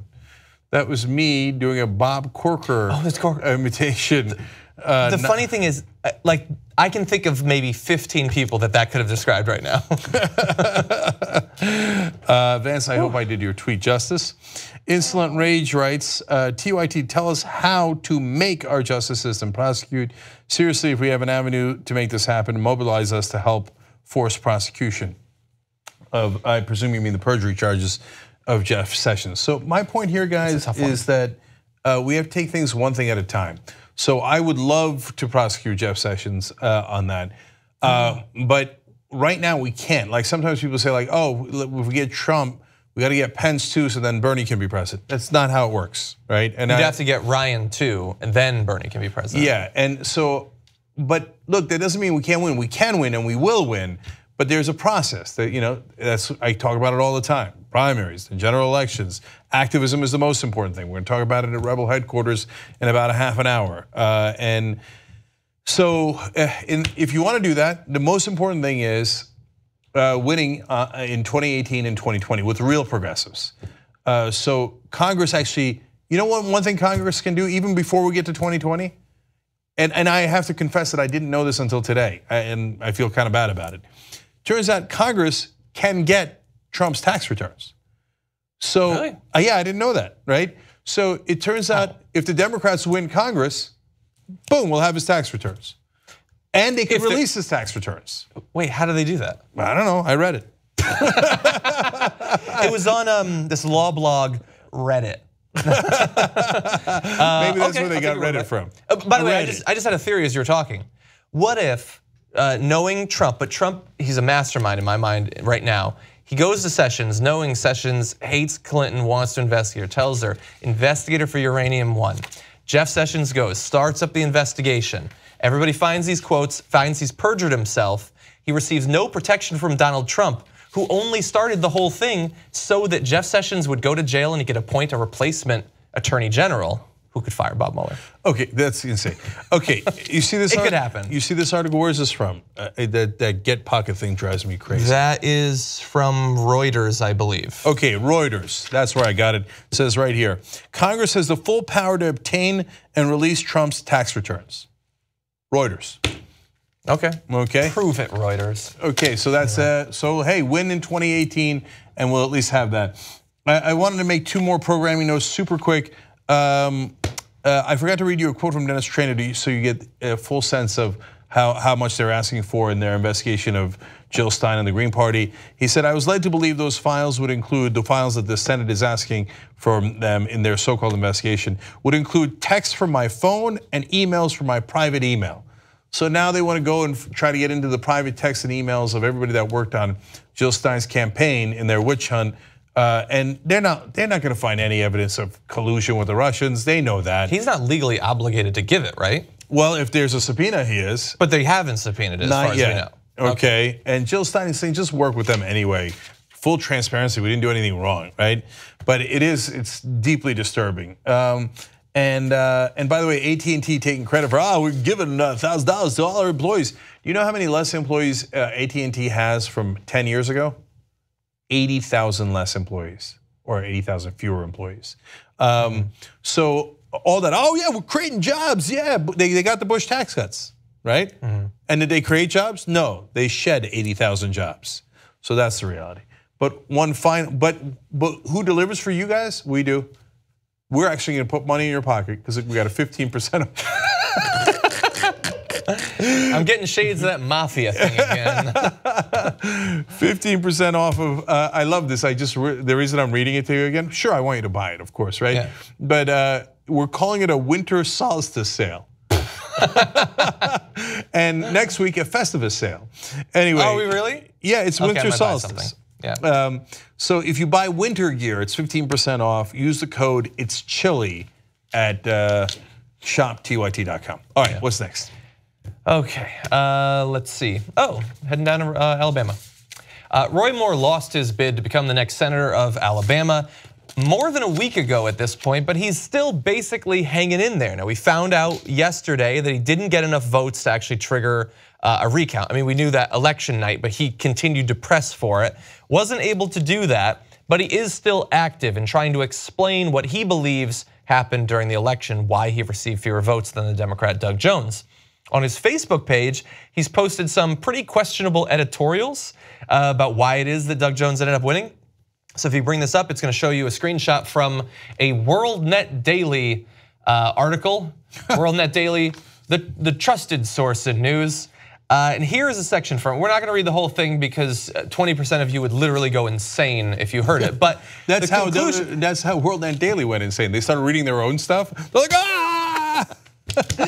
Yes, they got caught in the net. That should be their slogan, get caught in the net. Anyway, here's their conclusion about why the election went the way it did.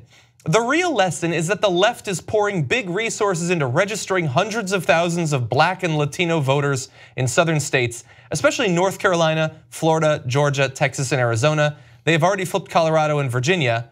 If they can push over 2 or 3 more southern dominoes, the Republicans will be in deep trouble. So first of all, let's stop there. That's actually kind of true. That seems good. Yeah, and but I love that. I get it. If you're a Republican, that's problematic for you. But I love that they're just being honest about it. They're like, oh, they have a nefarious plot to get other Americans to also vote. Yeah, Wait, that's not nefarious. You just called them Americans. Come on, this is WorldNet Daily. They're trying to get blacks to vote and even Latinos. And a coalition of Muslims. So that's another section of it. Okay, now, so that part is, I love it. Great. The right-wing conspiracists live in like an alternate 1950s. A coalition of Muslim and Marxist-led groups was instrumental in defeating more Senate candidates. It was like, it was groups, it was people who care about who ends up being the senator from Alabama. There were some people who, and I know this is an extremist position, don't want a pedophile in the Senate. So they got involved in this election. But according to WorldNet Daily, it is an international conspiracy of Muslims and Marxists. Often go hand in hand, I guess.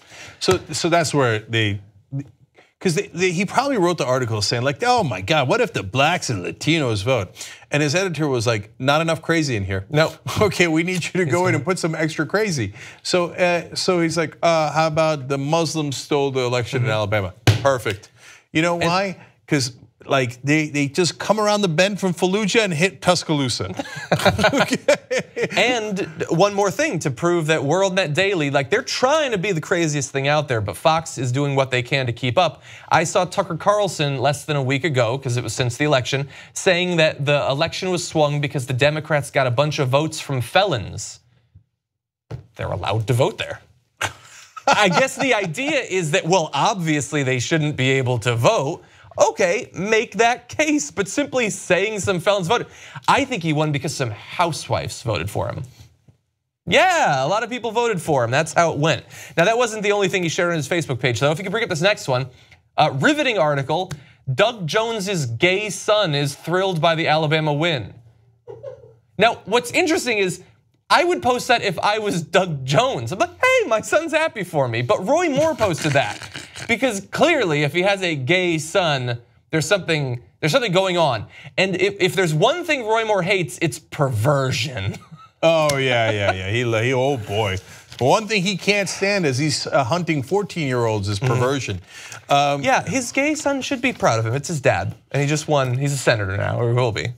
So there's 2 different buckets here. There's the hate bucket and the crazy bucket. So in the hate bucket, they're like, blacks and Latinos are voting now. And in this, they're like, gay son happy for his father. And like the rest of us go, okay, well that seems to make sense. Yeah. But to them, they're like, aha, what? The election will only be legitimate if he gets elected by ISIS working with the Black Panthers and his gay son's not happy about it. You're right. And then finally, we didn't talk about the Marxists. And to be fair, Alabama is a hotbed for Marxists. It is a red state. Oh, okay. Seriously, I mean, like, even if you're a right winger, and look, you trolls out there, you probably didn't make it this far. You probably gave the thumbs down and moved on. now tweeting about somebody's mom or whatever. But okay, You really believe that there were enough Muslims and Marxists in Alabama to swing the election? No, even you don't believe that. No. Anyway, okay, we taking a break? We moving on to some slightly good news. Yeah, we got to take a break. All right, guys, we'll be right back. We do have good news for you guys. A little bit of justice even in the world. Woo! This much. Yes, but it is something. It is something. So some good news when we return.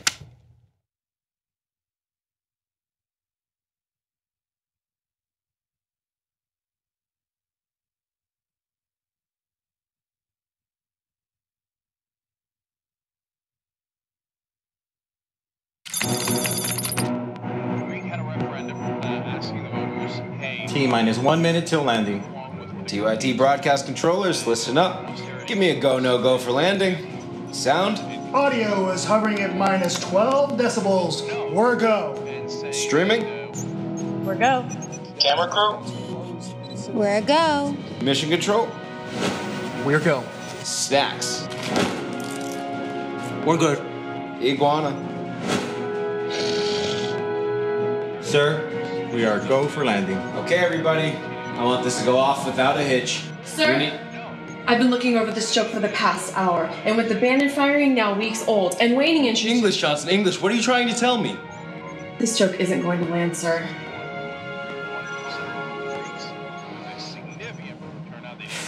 Okay, everyone. Forget the old plan. From this moment on, we're improvising a new joke.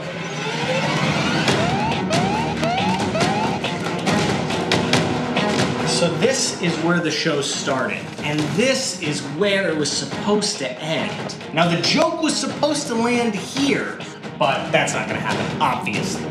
So we need to come up with a new joke. Maybe here? The hits are dropping, streams are failing, retweets are stopping. 40 seconds. All right, team. We gotta find a way to make this fit into a joke about this that will appeal to them. 30 seconds. A Trump joke's our safest option. Trying to land a Trump joke after this week's events is a suicide mission. We are officially out of time. We need to act now. Sir, I think our best course of action is to let Jink try to land a dad joke. That's the deal? That's the deal.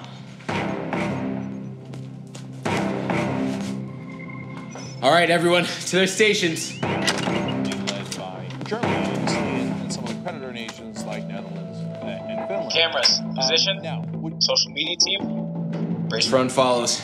10 seconds. As for the rest of us, all any of us can do now is wait and hope. This is gonna be the worst disaster TYT has ever experienced. With all due respect, sir, I think this will be the finest hour 2 yet. Giving mood. Angela Merkel's government seems to have signaled pronounced. Come on, Jink. Everyone, it's been a pleasure streaming with you. Greek Prime Minister immediately picked up the phone to Putin and said, "You Putin any money in?" Okay, anyway. TYT crew, the joke has landed.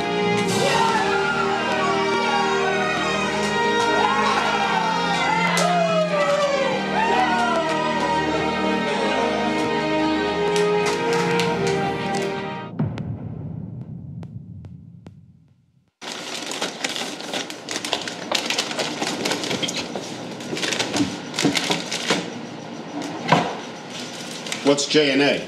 Ja'Cory and Arthur. You guys share a mug? Yeah, you both take our hot cocoa black.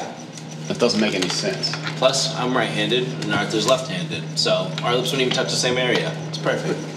No, I'm not left-handed. What do you mean? I've seen you type with your left hand. Yeah, and also with my right hand. That's how typing works.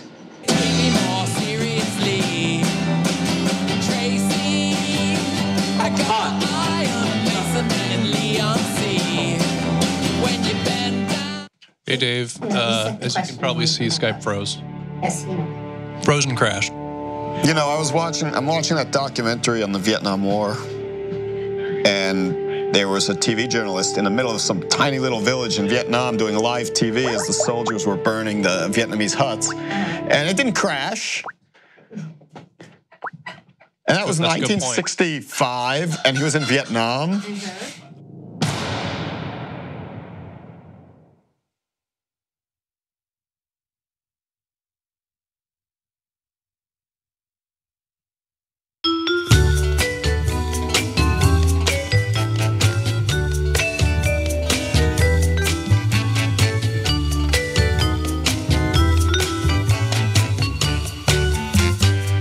All right, back on TYT. Eric writes in Canada, not only can felons vote, they can vote while still in custody. After all, they are still Canadian citizens.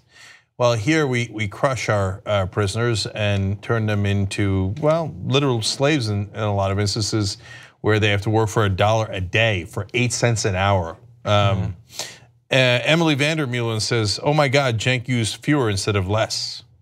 Small victories. Isn't that was a Game of Thrones joke, Stannis. Oh yeah, that's right. Okay, all right, what's next, Joe? Good memories. Okay, a little bit of good news for you. The protests during Donald Trump's inauguration earlier this year ended with hundreds of people being rounded up en masse by the police. And they were charged with rioting-related offenses. And very early on in the legal process that followed, it became clear that the police had basically no evidence, no ability to point to a particular person and say what it is that they believe they actually did. But despite that, we have been waiting to find out what's going to happen once judges actually start ruling on all of these people. It's literally hundreds of people waiting around to find out what their legal fate would be. Now we have some good news. For the first 6 individuals at the very least, the 6 defendants had faced 7 charges each. The jury returned 42 separate not guilty verdicts. According to my math, that's all of them. Now hundreds more faced similar charges, but at least those 6 people did get off for all of the felony rioting related charges that they were facing. A brief description, there was conspiracy to riot, engaging in a riot, 5 counts of criminal property destruction, and all of that came despite the government's acknowledgement that it didn't have any evidence that those 6 people had done anything. They just know that the crowd did things and these people had been a part of the crowd. Turns out that might not be good enough to actually send someone to jail. So a number of things arise out of this. So first, let me acknowledge that if you're the cops and a bunch of people threw stones through windows and caused not only property damage, but endangered people, but they're all wearing masks, I can understand why you'd be frustrated. Yeah. I get that, right? But you can't arrest a random 6 people and say, I don't know that it was you, but you're wearing a mask, so I'm just gonna put you in jail. That's not how our system works. So that's unfortunately one of the downsides, but it's a tiny little issue, right? Minuscule issue. There aren't a lot of situations where there's hundreds of people in mass. That's getting more common. Yeah. So now, so that's the most defensible part, and that's indefensible, and that's why they were acquitted. Yeah, the defense lawyer argued that protesters have the right to protect their identity from extremists. So I'm gonna get back to that in a second because that sounds interesting. Another thing the defense says is, what if you're at a football game and everybody's wearing the same jerseys and you saw a guy in a jersey punch someone? Do you arrest everyone in jerseys? No, just 6 of them. Right, you can't do that. That's the thing. Obviously. But now let's move to the second layer. They also arrested reporters and medics and other people that happened to be in the area. They haven't even tried them yet, and they're not going to, because they thought they had the most evidence on this 6. That's why they started with these 6. Yeah. That means everybody else is going to be let go. There's no way they're going to prosecute a journalist that was in the area or a legal advocate that was in the area if they couldn't even get the guys in the mass, right? But wait, what if you found out that they did have some video, okay, and that video with evidence on it had been captured by Project Veritas and then given to federal prosecutors? Come on, you rely on James O'Keefe's edited, doctored propaganda video. And of course, that's why you were laughed out of a courtroom. You gotta be embarrassed to bring this stuff forward. It didn't prove anything. Yeah. So now, look, the prosecutors here, man, and the whole thing is deeply embarrassing. One of them said, you can be a journalist and riot. You can be a medic and riot. I suppose theoretically, but did that journalist or that medic riot? Yeah. Do you have any evidence of it? I don't, but it theoretically could happen. They don't. It's not a great way to win a case. Yeah, it's not common anyway. Yeah, so it's preposterous. Now back to the protecting their identity. The Republicans make the case that they should be allowed to do dark money contributions because it's really important to the First Amendment rights of a lot of times corporations to be able to give in secret to politicians. So protecting their identity is apparently a First Amendment issue when they're not even talking. They're not protesting, they're not addressing grievances or any of that stuff. They're giving money, they're giving cash, right? That apparently is the right to protect your identity. But if you're actually speaking and you're a human being and you're protesting, you're not allowed to protect your identity according to federal authorities. Well, money is speech, but speech, I don't know if it's speech. But that's literally what they're saying, right? It's and corporations are people, but I don't know if people are actually people. We moved to such a weird, okay, like here's the problem. So we end up having to have a discussion about whether they should have to disclose, the corporations should have to disclose their donations. But I'm sitting here, and maybe you're sitting at home, I don't know why they can donate a single dollar in the first place. It's a goddamn corporation, it's made up of people. They can donate, why can a corporation donate to a politician ever under any circumstances? Of course they should be allowed to. Their employees can already donate. And if you allow them to donate, what do you think they're donating for? For charity? No, they're a corporation, they're not a person. The corporation only mission is to maximize profit. They're donating to our representatives to maximize their profit. And then people like Mitt Romney will say, corporations are people, my friend, because there are people inside the corporations. But as John pointed out, great, then they should do the donation. Yeah. And that should be capped. And by the way, they do. Yeah, there should be even less of that, but let's cut out the corporations. Okay, but good news. Now look, we are gonna have to wait to find out what happens with the couple of hundred others. It might be that there's some sort of, like dominoes falling after this first set. Maybe they don't end up going to trial for all of them, but we can't assume that, and so we do have to keep the pressure on. So here's what I say to that. Let him go, let him go. Yes. Okay, update from yesterday? Yesterday, well, yeah. How's it going? Yesterday we reported on UN Ambassador Nikki Haley and Donald Trump, who both made comments threatening to potentially pull funding from countries that participate in an upcoming vote as of yesterday that was going to happen inside of the United Nations that would condemn the US's decision to move its embassy to Jerusalem, which is obviously very controversial. And they did it, and there has been violence as a result of it. People have lost their lives, and there are significant concerns about the effect on the long-term push for peace in that region as a result of it. Well, now that vote has actually happened despite the threats, and here's the final result. It was 128-9 voting to condemn the US for that move, with 35 countries abstaining. Now, the 9 who voted against the resolution, we have the US and Israel. I mean, if you were betting on that, you should have been. But also Guatemala, Honduras, the Marshall Islands, Micronesia, Nauru, Palau, and Togo. Oh, the great island nation of Togo, what have you done? Yes, well, look, every nation gets to vote, it's the UN. But it is interesting that they have decided to go with the US. Now, there were a lot of abstentions, and that's questionable as well, especially considering the fact that with the threats to pull the funding, a lot of people are paying attention to this. There can be a certain maybe cowardliness to not deciding to vote in the end.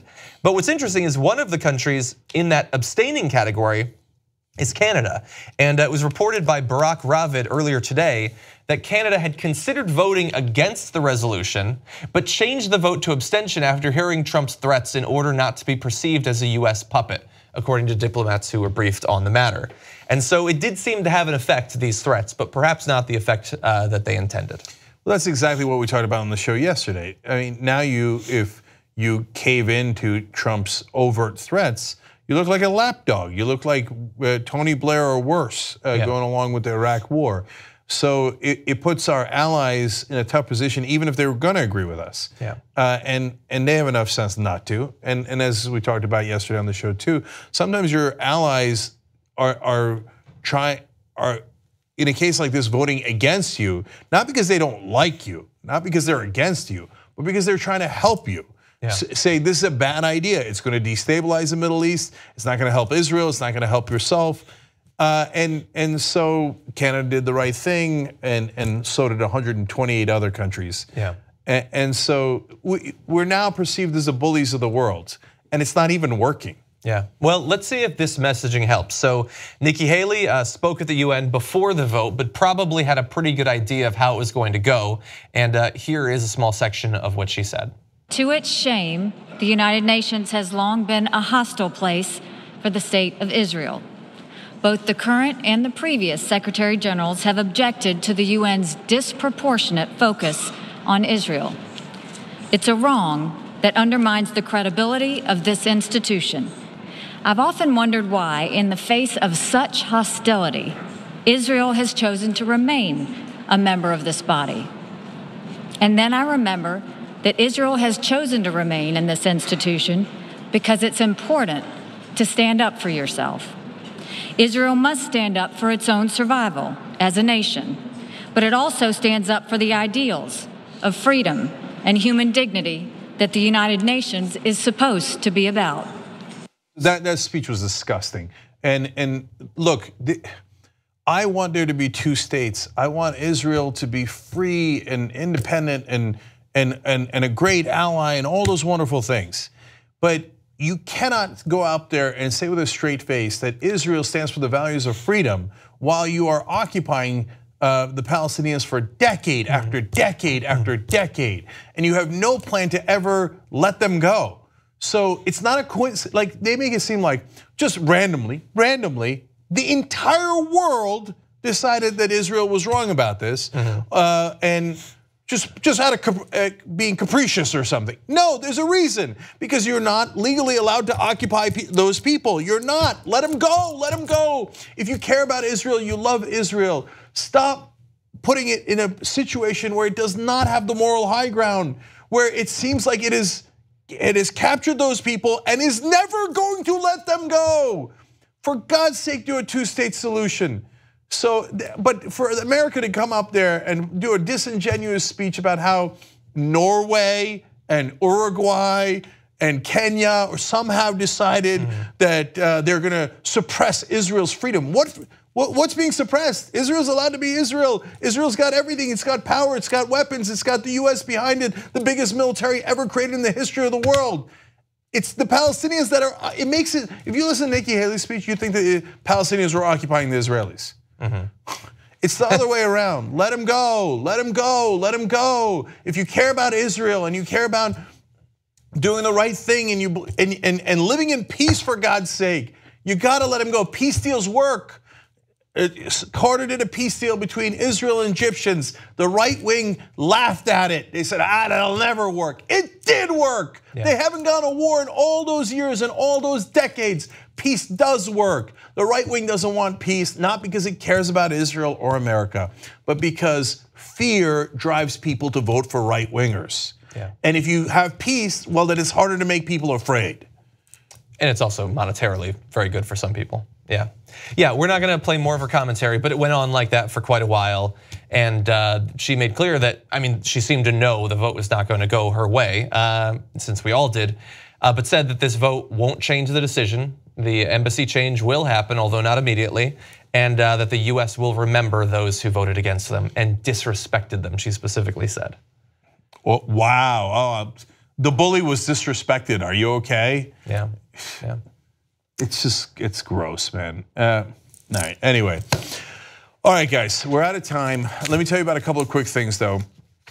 Number one, check out Rebel Headquarters right after the show at 8:05 p.m. Eastern. And if you're watching on Sirius or listening on Sirius, we appreciate it. Come to tytnetwork.com to watch shows like Rebel Headquarters and Old School and Aggressive Progressives. We had a great Old School last night, and that's what I wanted to save to the end of the show to tell you guys a fun reveal. Okay, which I'll get to in a second. And of course, members get all those shows. So tytnetwork.com/join to become a member. But by the way, during the holidays, you can do tytnetwork.com/gift. That's $25 for 3 months of membership. So check that out. So last night on Old School, Jimmy came in, and we're gonna settle the bet. In the post game, he came in when Brent and I were doing it and threatened to hit me with a chair. So it was super classic. Yeah, it's wonderful. And then street fighting rules. Yeah, and then in Old School, the vote count got up to like 40 some odd thousand, and even though there was 40,000 votes, it was separated by only one vote, right? And I was like, that's amazing. And I went home and it kept going. It was only separated by one vote after another couple of thousand votes. And I was like, wait a minute, there's something fishy going on here. And I asked the tech department to look into it. It was a bot.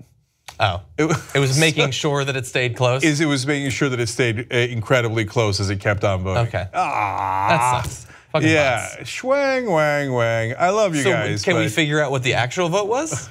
No chance. God damn it. Fucking bots. By the way, if you don't know, Jimmy did pay the $1,000, not to me though. We had him give $500 to Wolfpack and $500 to Justice Democrats. So come right back and we've got the National Director of Wolfpack to talk to you guys about how we're gonna get our democracy back. Okay, bye-bye.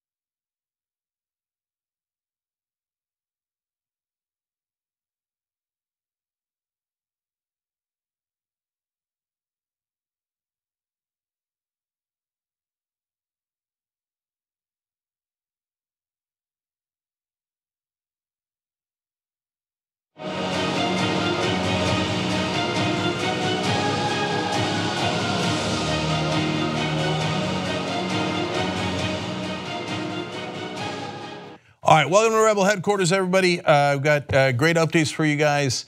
We've done a lot of Just Democrats, but we're going to do other folks today on today's program, but also in the future. Benjamin Jealous should be on here soon. He's running for governor of Maryland, former head of the NAACP, one of Bernie Sanders' strongest supporters. So trying to get you all the relevant information that is happening in the world. I also want you guys to keep volunteering, participating, etc. So justdemocrats.com/Allison, for example, to help Allison Hartson defeat corporatist Dianne Feinstein. So speaking of which, I'm going to give you guys a news update right now on another candidate, which is great, okay? So earlier I had told you guys about Brent Welder. He is running in Kansas' 3rd district, and he's one of you guys. He was a Young Turks listener, viewer. In fact, he was one of the first members at the Young Turks. And then he became a volunteer for Wolfpack, and now he's running for that Kansas seat. And he actually has an excellent chance of winning.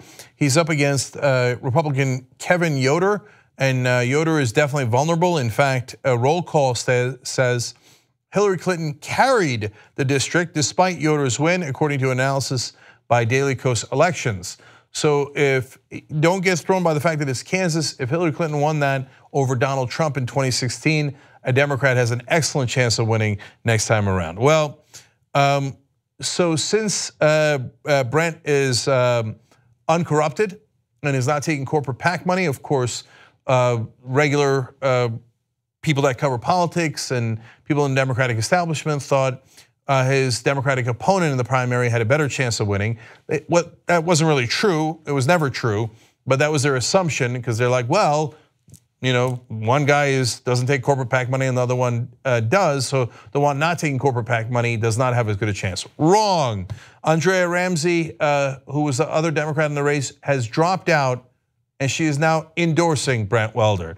Ramsey said in a statement she saw Welder, quote, fight every day to provide a voice for the voiceless. And she went on to say, I am confident that he will continue to fight for the things that caused me to run, building an economy that works for everyone, fixing our broken healthcare system, and standing up for women's rights. So now the new leader in Kansas' 3rd district is Brent Welder. So just when you get discouraged from time to time, seeing all the madness in the world and wrong forever on the throne, well, truth is on that scaffold, and it is about to sway the future. So Brent Welder now surging, and we'll have links to how you can volunteer if you're in Kansas' 3rd district down below in the email, in the description box on YouTube, and in the comment section on Facebook. And also, if you can't donate your time, which is more important, at least donate your money. These guys are all powered by small donors. And when these small donors win in these elections, they're going to shock the world. And Brent is going to be at the forefront of that. Incredibly proud of him. Now the new leading candidate in Kansas' 3rd district. Okay, now I told you it was going to be a quick story, and it is. I'm going to take a quick break here as we normally do. When I come back, Mike Mineta, National Director of Wolfpack. I want him to give you guys an update. What are we up to? How are we doing? Which states are we in? How can you guys help? Do we really have a shot in getting money out of politics? And how would we do that? So come right back and we'll tell you all about it.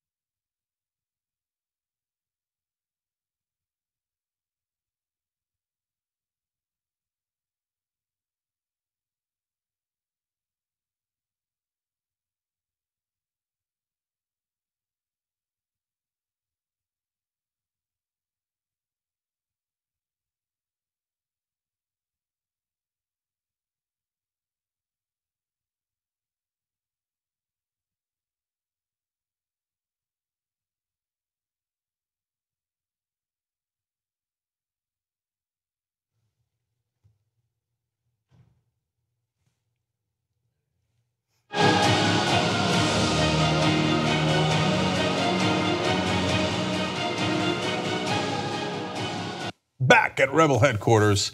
All right, now let's do Wolfpack. So we've done a lot of Just Democrats. Let's bring in Mike Mineta here. Mike Mineta is the national director of Wolfpack. We're going to talk about what the latest is and who we're going up against sometimes, where we're going to take the battle to them, how we're going to get our democracy back. Before we do any of that, though, if anyone hasn't seen or heard of Wolfpack, what is it? So Wolfpack exists really just for one single purpose, and that is to get an amendment to the Constitution that will restore balance and integrity to our elections. It's a little bit out of whack right now if you haven't noticed. Yeah, no, I've noticed. And to deal with Citizens United and some of these other related cases that have just destroyed our democracy, basically. And we believe that it does need to be an amendment because an amendment is the only thing that goes above the runaway Supreme Court and the runaway Congress that we've been dealing with over the last 4 decades or more. So state legislation, it's fantastic that there are a lot of groups working on that. It all matters. We need to be coming at this from every single avenue. Our bottom line here at Wolfpack is a couple things. One is urgency. Right, we have to be acting with a sense of urgency because this problem has gotten so bad. 2, we have to learn from history, which is what we're doing. In the past, and we can get into that in more detail if you want. But in the past, we found ourselves in a very similar situation in the early 1900s. The way that the senators used to be appointed was a sense of corruption, and the people used every tool of democracy they had, including the Article 5 path, which is what Wolfpack is pursuing. And courage. We have to be leading with courage. Americans have solved a lot of big problems. Going back all the way to the very beginning, the American Revolution. Americans have literally risked their lives to give us a country that's dependent on the people. And we've said this before. You've said it plenty of times. The least we can do is make some phone calls and go meet with our state legislators.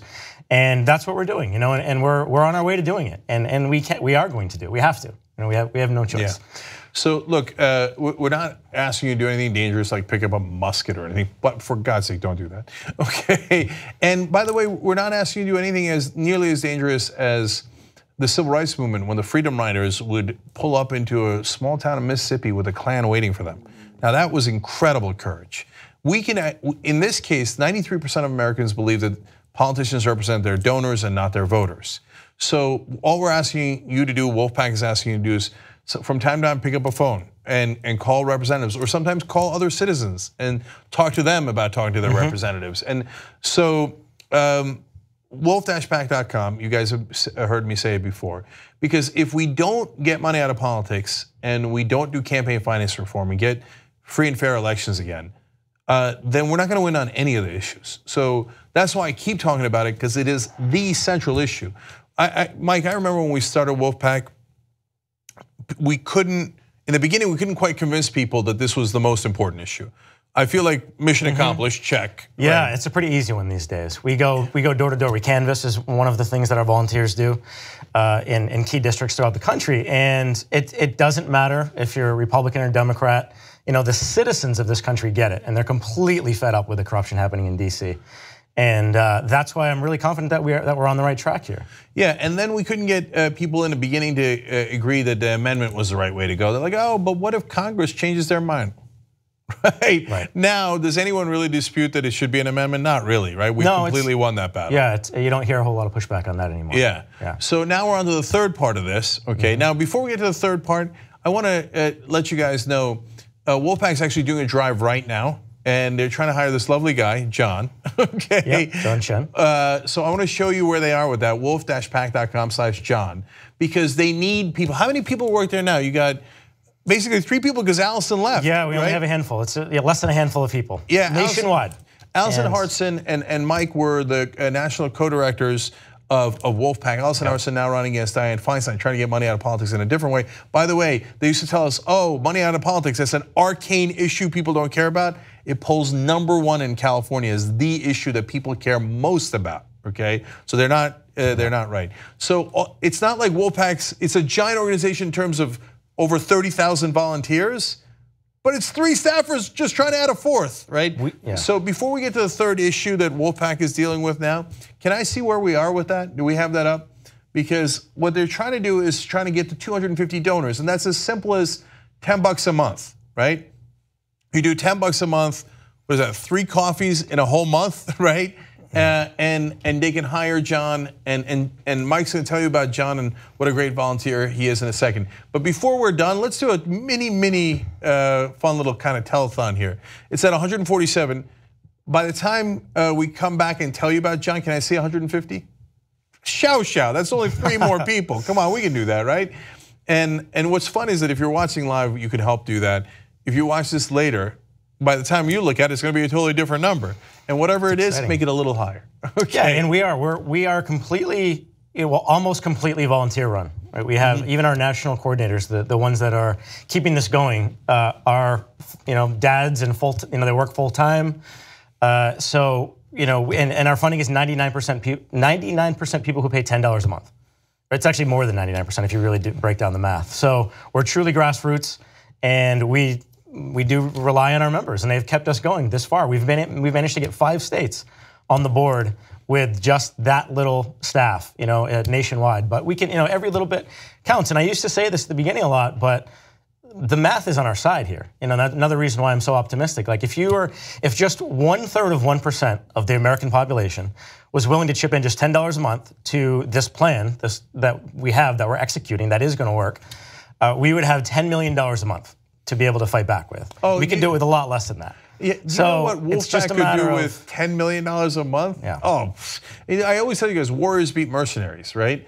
With $10 million a month, we'd run the table. We would get your amendment in, I don't know, 18 months. I don't want to overpromise, but. Yeah, it's just a matter of understanding that your $10 really does matter. And it's literally the thing that's been keeping us going and allows us to slowly add staff, but it really matters. Every person that we add takes a lot off our shoulders. I mean, we work a lot of hours at Wolfpack, and Allison did before she left, worked harder than any person I'd ever seen.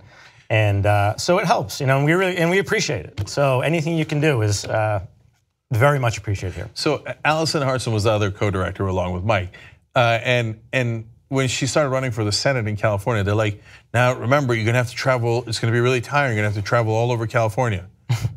Yeah. Allison has traveled all over the country nonstop. I mean, 18-hour day after 18-hour day. She was in Hawaii, she goes to Maryland, she goes to Connecticut, she goes to New Mexico, she goes to Missouri, right? So these guys are busting their ass for you. And Allison took a pay cut from being a teacher, not from being a banker. She took a pay cut from being a teacher to join Wolfpack. All these guys barely getting paid. They're all doing it out of, I'm not kidding, out of love of country and patriotism, right? And we hired the last couple of guys, Aces and the mechanic, through you guys being donors and helping out. Okay. Yeah, we wouldn't have been able to do it otherwise. Yeah. Flat out. My favorite story is, why do we call him the mechanic? Because he was a mechanic before he joined this. Yes, I love that. Yes, he was. Right. So let me see wolf-pack.com/John one more time. Here we are, and refresh, and it's coming up. 148, we're on the board. Okay. We're on the board. Can I see 150? Okay, we'll come back to John in a second, okay? One person at a time. So now, Wolfpack won on the idea that we have to get money out of politics, and that's the #1 issue. And Wolfpack got started back in 2011, right? So it's been now 6 years. And won on the idea that amendment's the right way to do it. So now the third leg of it, Mike, is people are saying, well, maybe Congress will do the amendment by themselves, and you don't need to call for a convention, an Article 5 convention. Yep. What do you think, Mike? Is Congress going to do it on their own? That sounds like the most dangerous thing we could do is trust them to fix this problem, actually. And and that goes back to what I was saying earlier, so we might as well get into that history just a little bit so people have it. And early 1900s is the most parallel situation that we have, I think. So US senators used to be appointed by the state legislatures. And that was widely looked at as corruption because of wealthy elites and special interests used to pay off the state legislatures to get who they wanted to represent them in the Senate.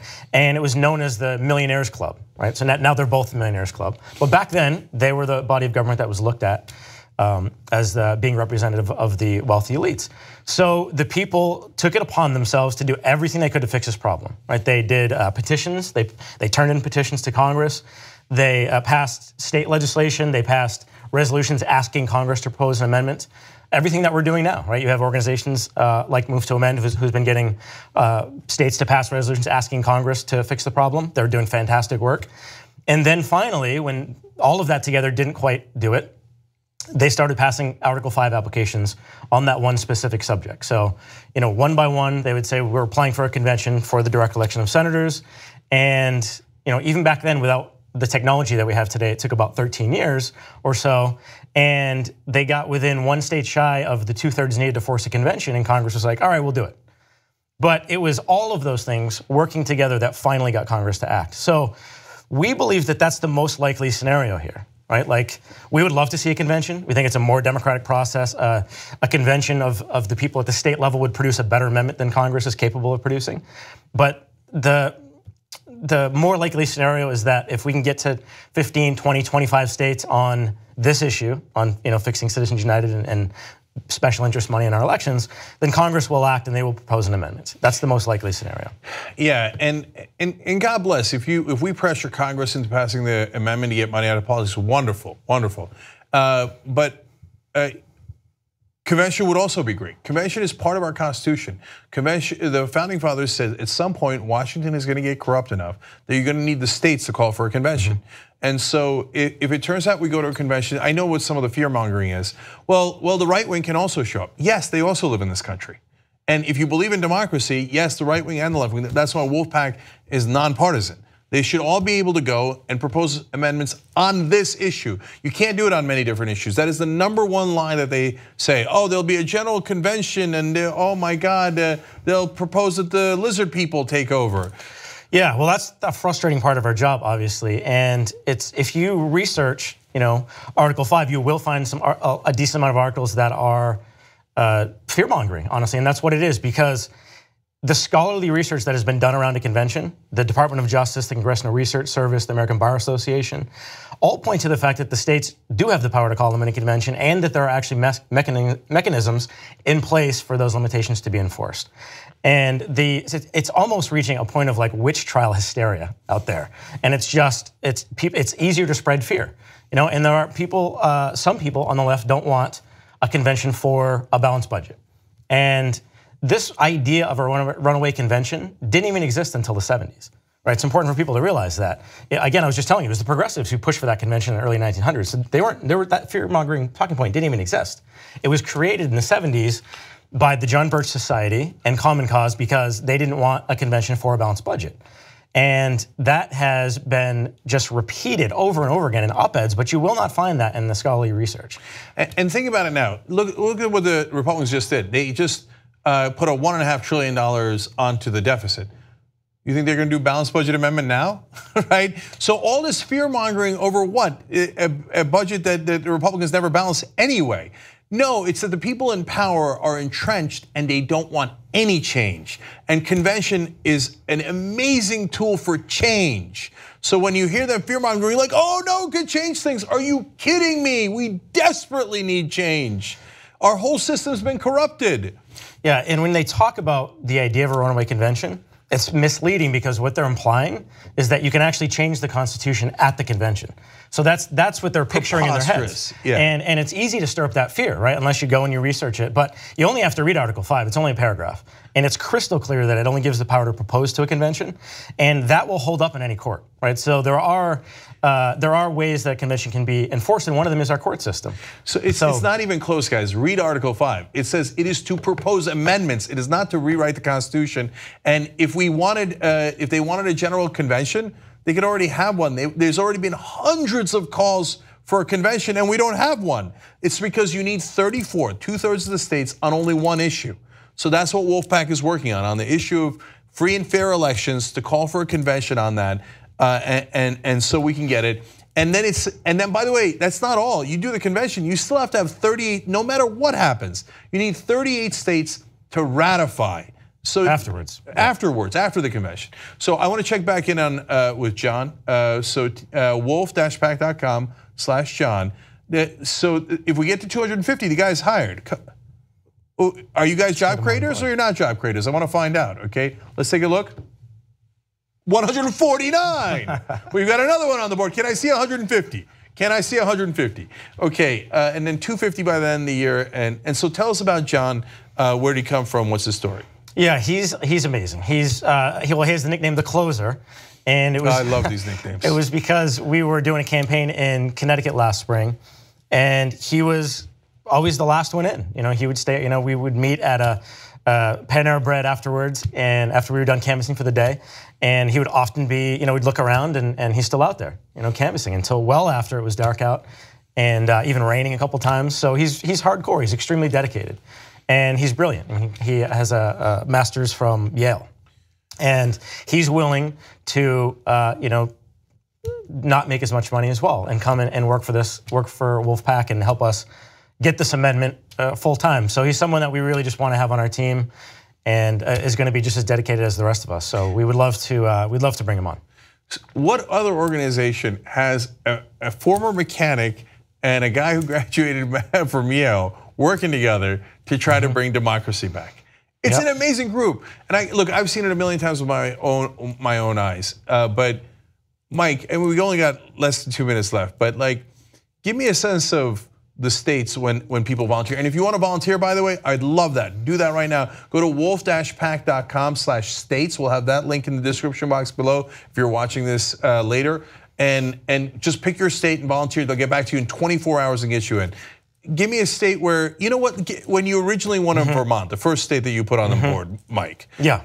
So how did that feel? It was incredible. I tell people this all the time, even on a conference call just last night. There is no better feeling. I mean, you know, you were a part of something that is literally changing American history. And Vermont was obviously a big deal because it was the first state. You know, I told this story the last time I come on here, but they shuffled in a choir literally an hour before we passed our first state and played Amazing Grace. And it was an hour before we passed our first resolution. It was powerful, you know, when that legislature stepped forward and became the first state ever to pass an Article 5 call for the issue of saving our democracy. And yeah, it's been a great ride, and our volunteers are amazing, and it's the best part of my job that I get to meet people who are willing to go and work 40, 50 hours at their own job, you know, be husbands and mothers, and then also put in another 20 for Wolfpack, you know, throughout their week. We have an incredible group of people here.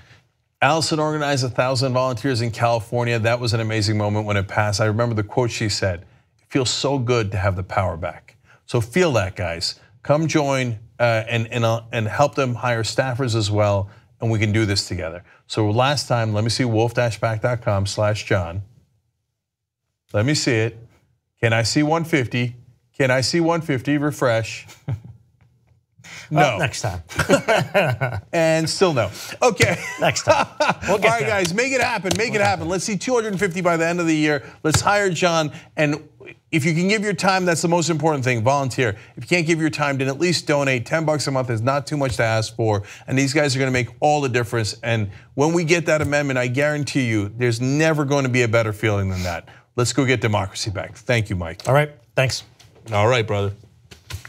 All right, guys. We'll see you tomorrow.